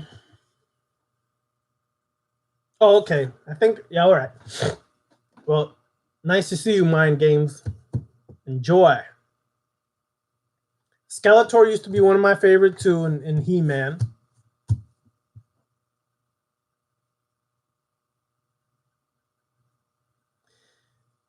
Listen, you can pray if that's your choice on the left-hand path. You can pray. But who are you praying to? Now you can say, okay, I'm praying to myself, but essentially the system of prayer is associated with monotheistic religions. So if you still pray while you're on the left-hand path, although you can say I'm praying to my true self, my higher self, whatever self, the system in itself is still a part of the programming. I don't pray because there's no need for me to pray. I affirm my existence. How do I affirm it? By my personal affirmations I say on a daily basis. You as well should have a daily affirmation you say, but it's not prayer. It's not sitting there, okay, I'm praying to my true self because I'm so divine and demonic and my truer self is expanding and thank you, my true self. Well, who the hell are you thanking? Your true self is you. You are your true self. So why aren't you just saying your name? Anyways, prayer. You can pray if you want. I don't pray. I'll leave it like that.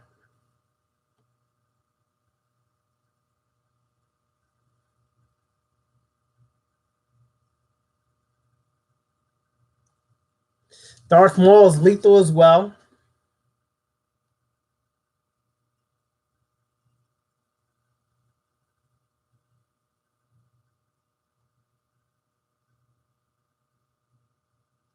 Damn.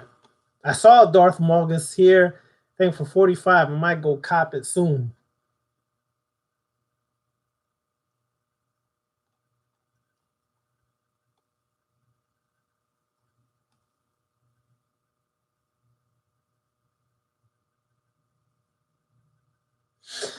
All right, Joshua, good question. Where do you go when you die? All right, I'm going to answer it like this.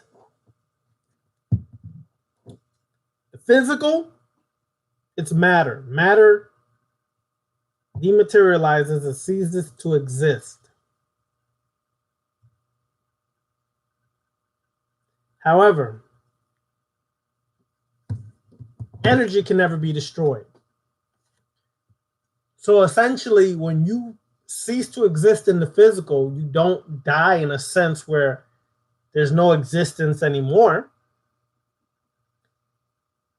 What is happening is essentially you are now energy. And if your consciousness is retained, you are now energy with a consciousness which can govern what you do in the realm of energy. Okay? Your physical is no longer there, but your energy is there with consciousness. Do you go to a hell? No. Do you go to a heaven? No. Because you're existing in heaven or hell right now simultaneously. As we're speaking and talking right now, you're existing in both simultaneously.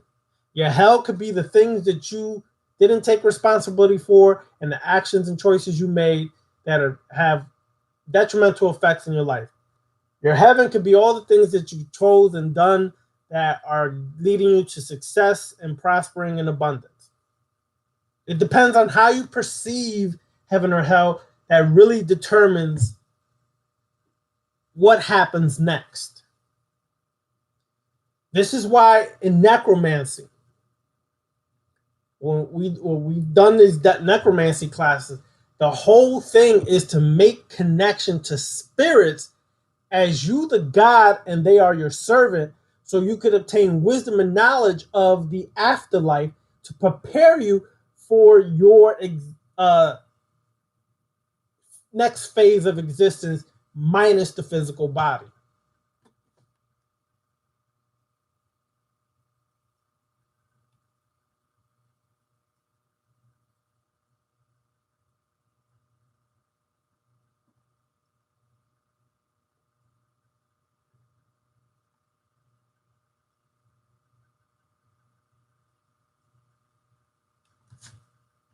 Exactly, Andre Pope.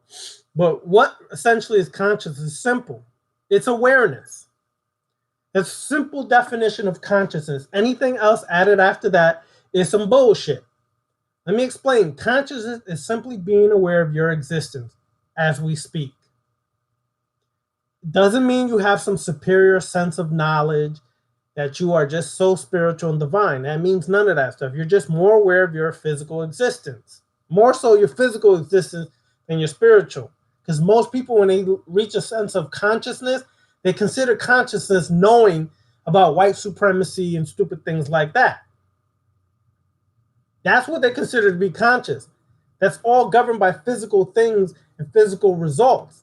They don't understand that consciousness, real consciousness, is beyond that. Real consciousness is mastering the self, overcoming control of the self, working in the shadows. That's true consciousness in the physical and spiritual sense. So what happens is we get caught up on this nonsense of, oh, I'm conscious because I know I'm super melanated, or I'm conscious because I know I'm super white. Who gives a damn? At the end of the day, you're here on Earth, you gotta survive, and you gotta exist, and you gotta keep moving forward. How you do that is determined on your mind and your programming or breaking that programming.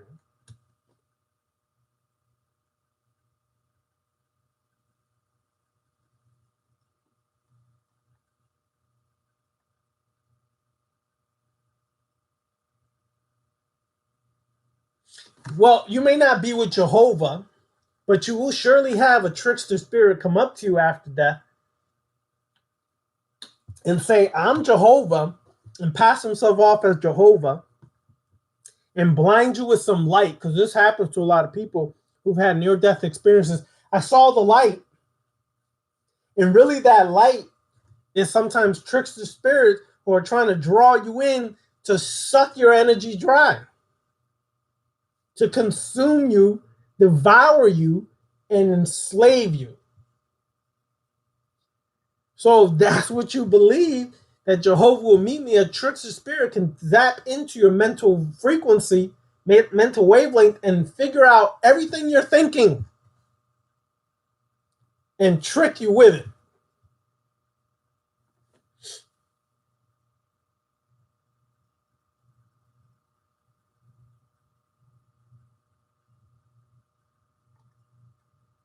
Let me tell you something I learned.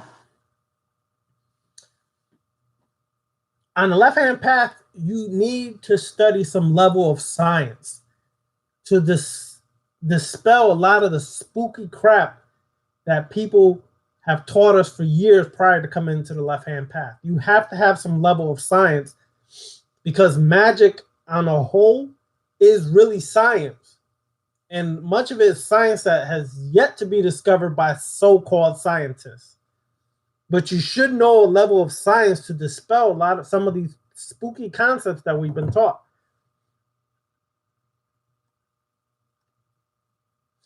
Listen, Key Goddess. Oh, geez, that's a good question and a funny question, Key Goddess. And not funny because you asked it, I'm laughing at you. It's just funny because as soon as you said that, I went back in time. Let me explain the times that I went to. Okay, I was in Nuwapian for years, okay? And the big thing was 2003. The vortex opens, ships come, pick us up, we go back to Mars, and from Mars we take ships to Nibiru. Never happened. Okay, I left that years ago. 2012 was the big thing. Y'all remember 2012? Yes, there's a cosmic shift occurring, and there's going to be a shift on this planet, and people's consciousness is going to expand. Well, guess what, y'all? Some people are stupider than they were before 2012. And some people are more spooky since 2012, and I still don't see a big shift in consciousness. So now we're talking about 2020, and now there's a new shift in consciousness, and the planet's going to shift, and there's going to be a shift in cosmic consciousness. And listen, this is conscious bullcrap that's been taught for years, because every so many years, people get caught up in the hoopla of a Mayan prediction or ancient history or ancient predictions. And yeah, every time this happens, we sit here and not a damn thing really occurs that's so on a monumental level that has changed anything. Because let's go back to 2012. It really shifted or changed anything. And why the hell is your boy red-faced Trump in the seat of power?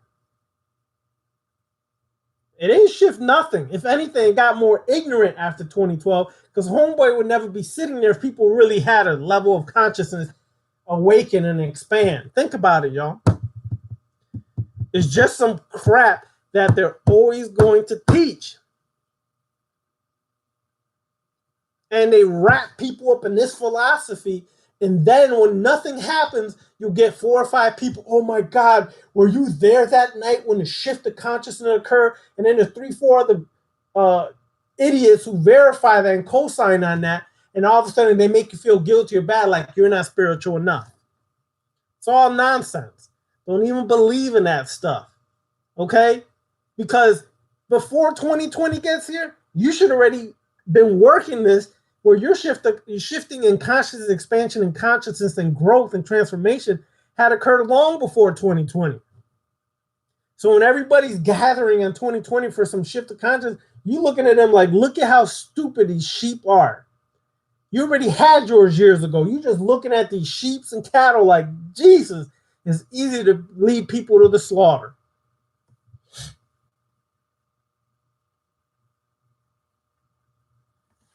So keep that in mind, Joe, because this is the manipulation and game that's occurred for years. I done been around so many years. I done heard every damn prediction there is. This year we're supposed to have this, and that year has, and nothing happened. In 2012, go back and type in 2012. There was movies about that. There was so many books that got released at that in and around that time about what happens in 2012.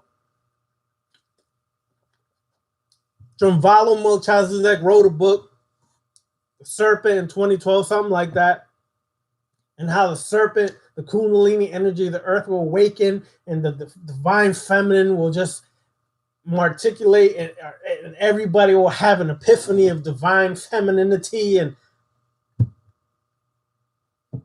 it's only gotten stupider since then, in my opinion. When you look around, it's only gotten stupider and crazier. Ain't nothing divine happening, y'all. I don't see on a grand scale all this divine consciousness happening. It's all crap. Essentially, it's crap. It's all that crapness, and it's still being promoted to control the masses of the people as sheep for the slaughter. Because let's say some new teacher comes out, everybody meet me in 2012 in Yosemite Park on this day at this time for the great shift in consciousness, or the great shift that's supposed to occur. So you got 10,000 people that journey out to Yosemite, and here they are, the National Guard or some other militant group or undercover group is there to just annihilate all of y'all. And you never hear from them people again, and they just become missing people. It's that easy to manipulate people to believe in that stuff. You want to shift in consciousness? Do it now. Work on yourself now. Master yourself. Be the god or goddess you meant to be. Reach that god level. You got it. You don't wait. You won't have to wait for 2020. And then after that, it's going to be 2023 or 2030. Or it's always something, y'all.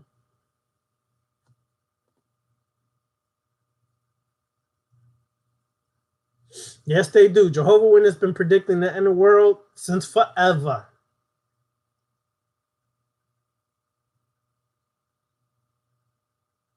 All right. Smooth God. Working with Kali will bring up some old stuff.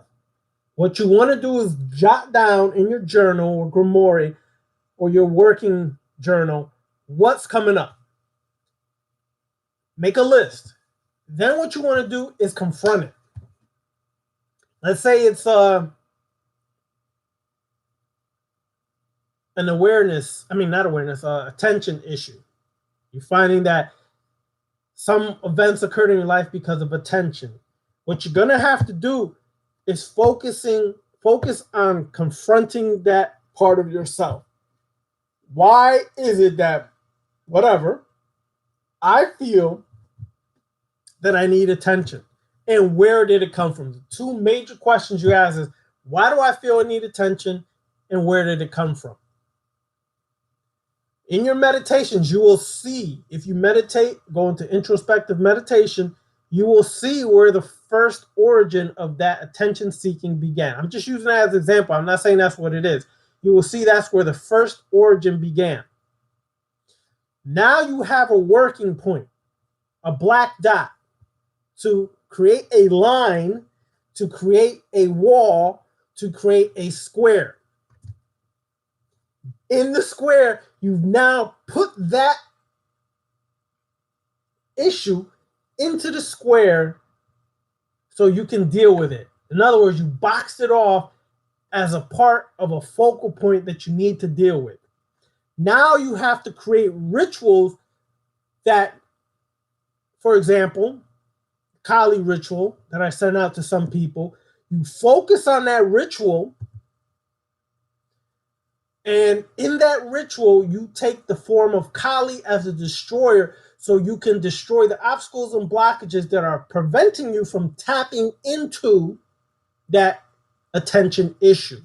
Once the walls come down, then you start to really understand where it began and how it still affects you today. Now you begin a ritual to no longer be a reactive person,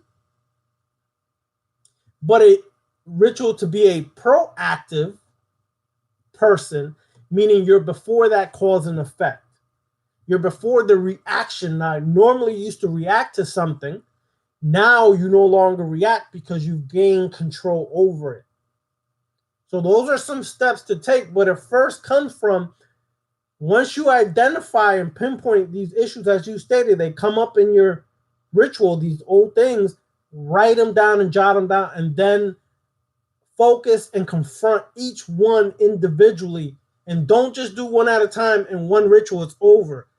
Do one thing, one of those issues, one of those problems, whatever the case is, do it for a little while, continuous basis till you get major results before you move on to the next problem or issue, whatever it may be. What's my thoughts on astrology? All right. Let me say this. I don't use astrology. I could care less for astrology.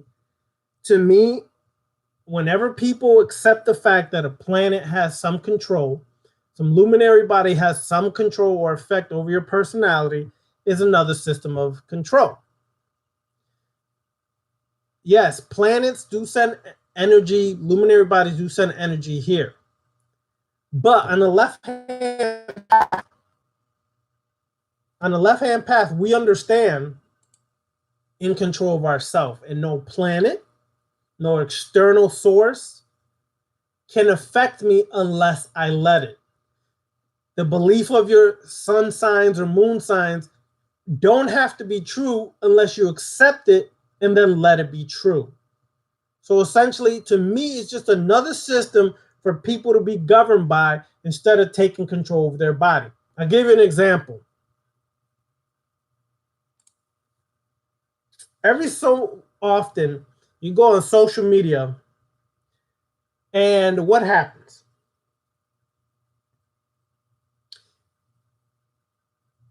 You'll hear things like what? Mercury retrograde. Oh my God, it's Mercury retrograde, y'all. Get ready for the craziness. Get ready for the negativity. Get ready for this. Now, what's happened, y'all? Y'all who've been rolling with me for a minute, what has happened from that moment? That people say that and then you accept it. What did you just create? For the very thing that can happen, it will happen because you believe it can happen, because you believe some external source or planetary body can affect you. That means to me you have no control, or you're weak-minded and you're easily susceptible to any system of magic or belief or whatever, and you accept it to be true. Every Mercury retrograde that comes out, I'm enjoying myself. I'm having fun. I'm laughing. Good old time. I'm looking at all these people tripping out about Mercury retrograde. Oh my God, it's just so wrong. It's just, really, people? This is what's become of this beautiful thing called magic and sorcery today. It's just become some nonsense that's just been injected with a bunch of new age crap at the same time, and it's just become stupid overall. A lot of this stuff has become stupid.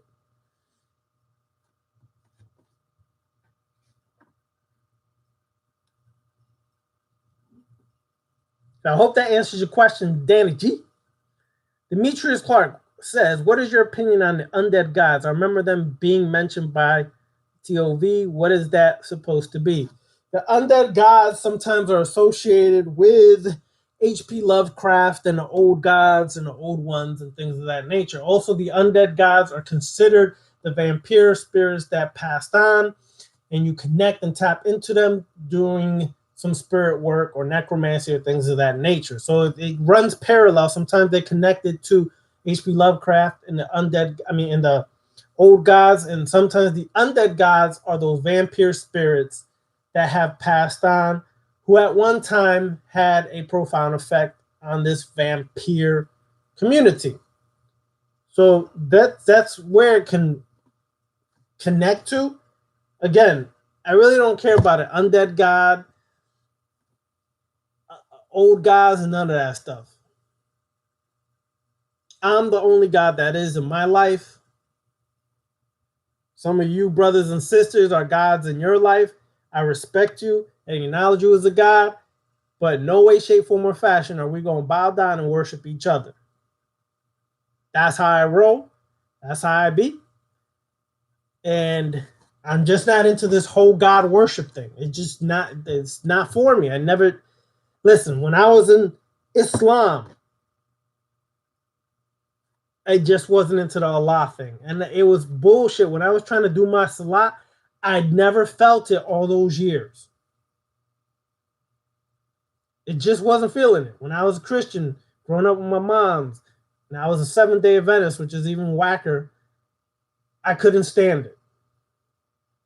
From Friday night to Saturday evening, Friday evening and Saturday evening is considered Sabbath, and you can't watch TV, you can't do this. Man, I was like, screw that shit. I used to sneak the TV and everything else, okay? Just wasn't with it. Study the Hebraic.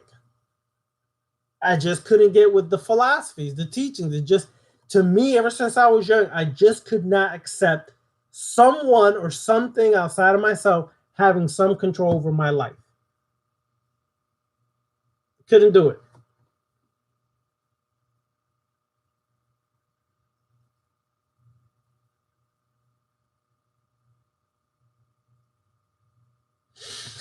Listen, Bob Saget. That's what some people say. It gets harder when you work with Kali. When I work with Kali, it didn't get harder. What happened was it made me focus more on the shit that I'm avoiding or denying about myself. That to some people becomes harder because we tend to ignore or put a blind eye to our issues. But when you work with Kali, those issues are now in the forefront. So for some people, that becomes harder. For me, it's joy. Why is it joy? Because I look forward to dealing with my own negativity or negative thoughts or my own issues or the things that have controlled me or things like that for years, okay? So when I work with Kali and these things come up, I'm joyous because now I'm paying attention to something I've long ignored and denied. And I take it as a joyous task. It all depends on your perception and how you're going to perceive working with Kali. If you perceive what other people are saying as being, okay, this is how it is, then yeah, okay, it's going to be hard. But if you say, I'm going to this with a joyous mindset, a victorious mindset, that's what it's going to be then, joyous and victorious. So I hope that answers some of what you're asking. Yep, it was. That's what 2012 was. Planetary magic. Listen, there's magic for working with horse nuts. Just because. Anyways, let me just stop. All right. There's magic to work with planets. There's magic to work with horse nuts. There's magic to work with elephants. There's magic to work with the trees. There's magic. Listen, people will create any kind of magic that exists. I guarantee you that back about 1,000 years ago, all these different divisions of magic that we have today never existed back then. I can almost guarantee you that no one back in the day sat there and said, yeah, we're working planetary magic. That's just some modern day concept, new age concept to chop up certain aspects of magic and say, well, I'm just going to focus on this part of magic and call it planetary magic. Yes, working with the waxing and waning moon can send certain energies when you work your rituals.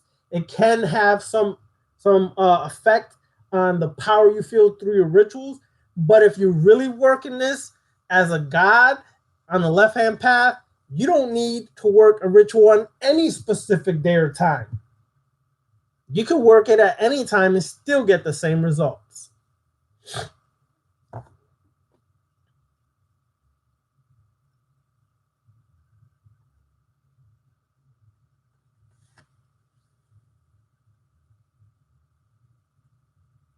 No, I'm going to buy it just to see what it is. I'll probably get it during this week just to see how it works, how it is. It might be crap. So, you kind of hesitate because you don't know if the game's going to be good or not. And you're like, damn, I don't know if I feel like dropping 30 or 40 on this. Money ain't the issue. Is that I ain't gonna waste $30 when I could get something that's more needed. So I might check it out, but we'll see. I'll let you know how it is.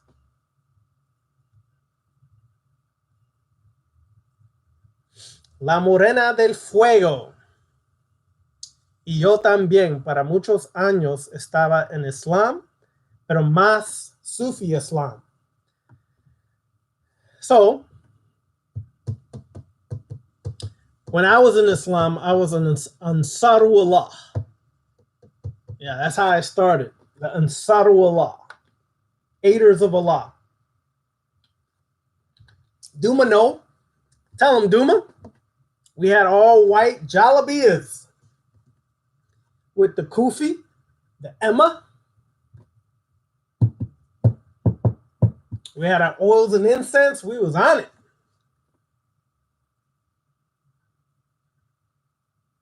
Listen, Chaotic Scott. I think that just about every man, I don't give a damn how old, how young, still can fall under the hypnotic spell of the sweet yoni vagina. It's just something about it. And this is why I be telling women sometimes, if y'all really knew your power that you had, men would be in trouble. Weak men especially would be in trouble. They really knew the power they had with their yoni, they would be in trouble. I mean, not they, us, men would be in trouble. Not me, but a lot of men would be in trouble. Okay, because when I was younger, I fell under the hypnotic spell of the vagina quite a few times. It wasn't pretty, y'all. They played me. She played me. She played me. Anyways, whatever. All right, so where we at?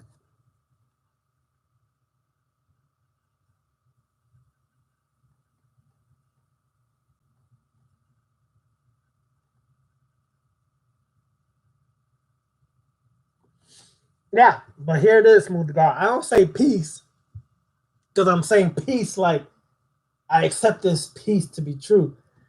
I'm saying peace because y'all supposed to. I'm crazy like that. That's why I do it all the time purposely. Every time I see y'all come on, I say peace, peace. I'm waiting for somebody to catch on and say, peace is a lie. There is only passion. But nobody's done it in all these years I've done this. Not one person has done it yet. And I've been waiting for somebody to do it.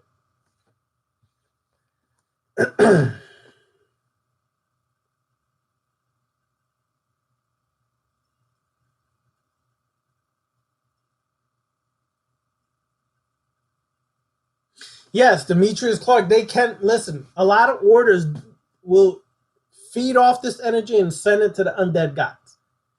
And also, it's like you're feeding the spirits, okay? Feeding the undead gods so that they can take the energy and then in return, they commune with you, give you power, wisdom, and stuff. But the problem that I have sometimes with things like that is yet again, you're still externalizing as a group or individuals, externalizing and letting some external force have some effect or play into your life.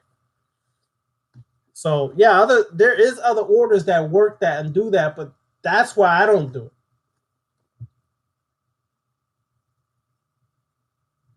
More Science Temple. Yeah, I had dealings with them too, y'all.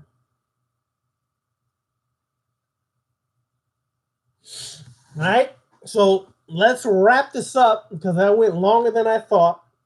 I don't even know the score of the game, y'all. It's not like I care because I'm not a Patriots fan. Can't stand them screwballs. Bullshit. That's a boring ass game. 3-3? That's boring, man.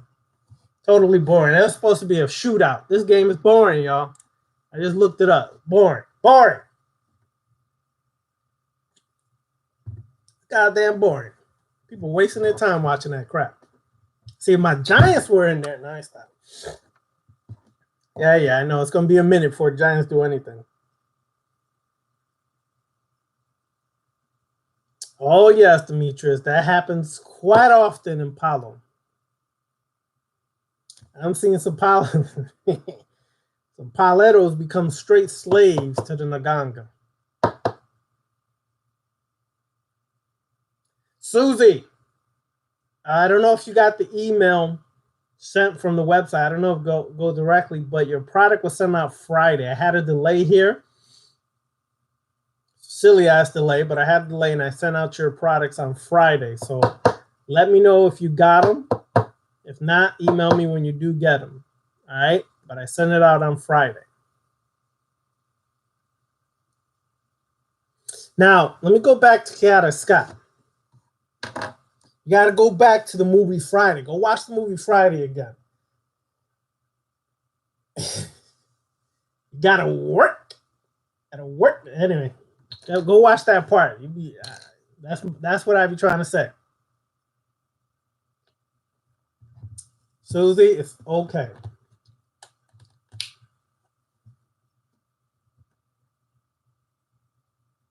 No, Smooth God, I do not charge for the Kali ritual. Only thing I charge for, y'all, and I keep telling you that, is readings and consultations. If people want them, I do those. That's because you're utilizing my time, and my time is valuable. So I'm going to give you my time for that time. I charge for that. The classes or the training classes or classes that we have, I charge for that because they went a lot of time and effort into creating those training classes, to creating the material, things like that. And I don't charge a lot. Not like other people who charge you hundreds of dollars for some BS or from some stuff that you still not sure if you got some results or not. But things like PDF files that I have or rituals that I created, nah, I ain't gonna charge you for a red cent for that. It's created for not just myself, but for others to practice or enjoy those rituals, see how it works. All I ask for is feedback. What did you get from the ritual? What is the results? What's coming? What's coming? What's good? That's all I ask for. So, Smooth Guy, if you want the Kali ritual sent to you, email me at darkoccultist99 at outlook.com. All right, now, I'm going to say this announcement one last time for next week. Next week, email me there, La Morena del Fuego. Yeah, I get to practice my Spanish because she has a Spanish name there. Yeah. Anyways, so next week, we will have the brother Rogue Titan on here. Okay, we were going to do a class together.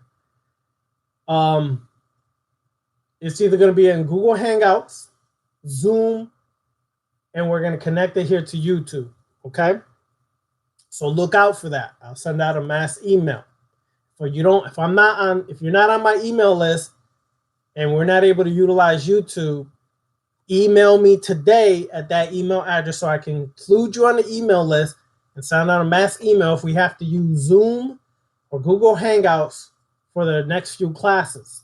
What we'll do is record it and put it on YouTube, but if you want to be in a live session, I'll let you know if it's going to happen in one of those two platforms. Rogue Titan will be here next Sunday. Okay, we're going to be talking and going more into primordial chaos, primordial sorcery, and how to utilize it in your life.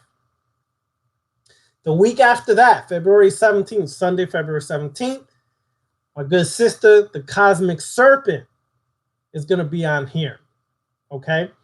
She's going to be doing a presentation, and it's going to be a sister on the left-hand path is going to share a lot of information with y'all.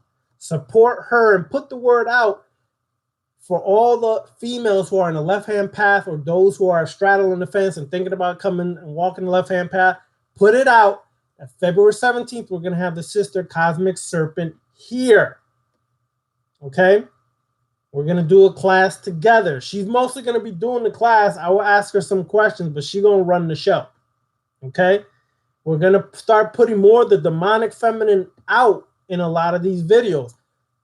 If there's any, I know y'all told me to contact Creole Queen, something like that. We're going to work on getting her on here too. If there are any other sisters who want to participate in this live format, email me at darkoccultist99@outlook.com.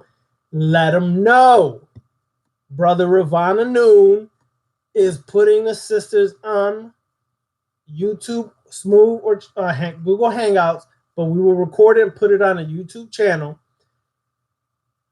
for sisters to get the respect, acknowledgement, and their power to be put up front, walking the left-hand path, the demonic feminine. I would love to have, after Cosmic Serpent, 2 or 3 sisters or 4 sisters lined up. Plus, I get to rest and chill. But check that out. I'm also going to soon start the radio show on talkshoe.com. Okay? I got to get an external mic for some reason. My new computer is not being connected or picked up by TalkShoe. The microphone is not, so I'm going to have to get an external microphone. So when that's set up, I will have a live class set up either on Wednesday or something along those lines. Wednesday, Saturday, or something like that. And we'll have live guests on there too. Okay? So those are the announcements. I will catch y'all next Sunday. Rogue Titan will be here. Put the word out. And we're going to be discussing primordial sorcery and power and how to use it in your life. All right? All right, y'all. Peace. There's the email. And check out the website, www.serpentscrystals.com. All right, y'all. Peace.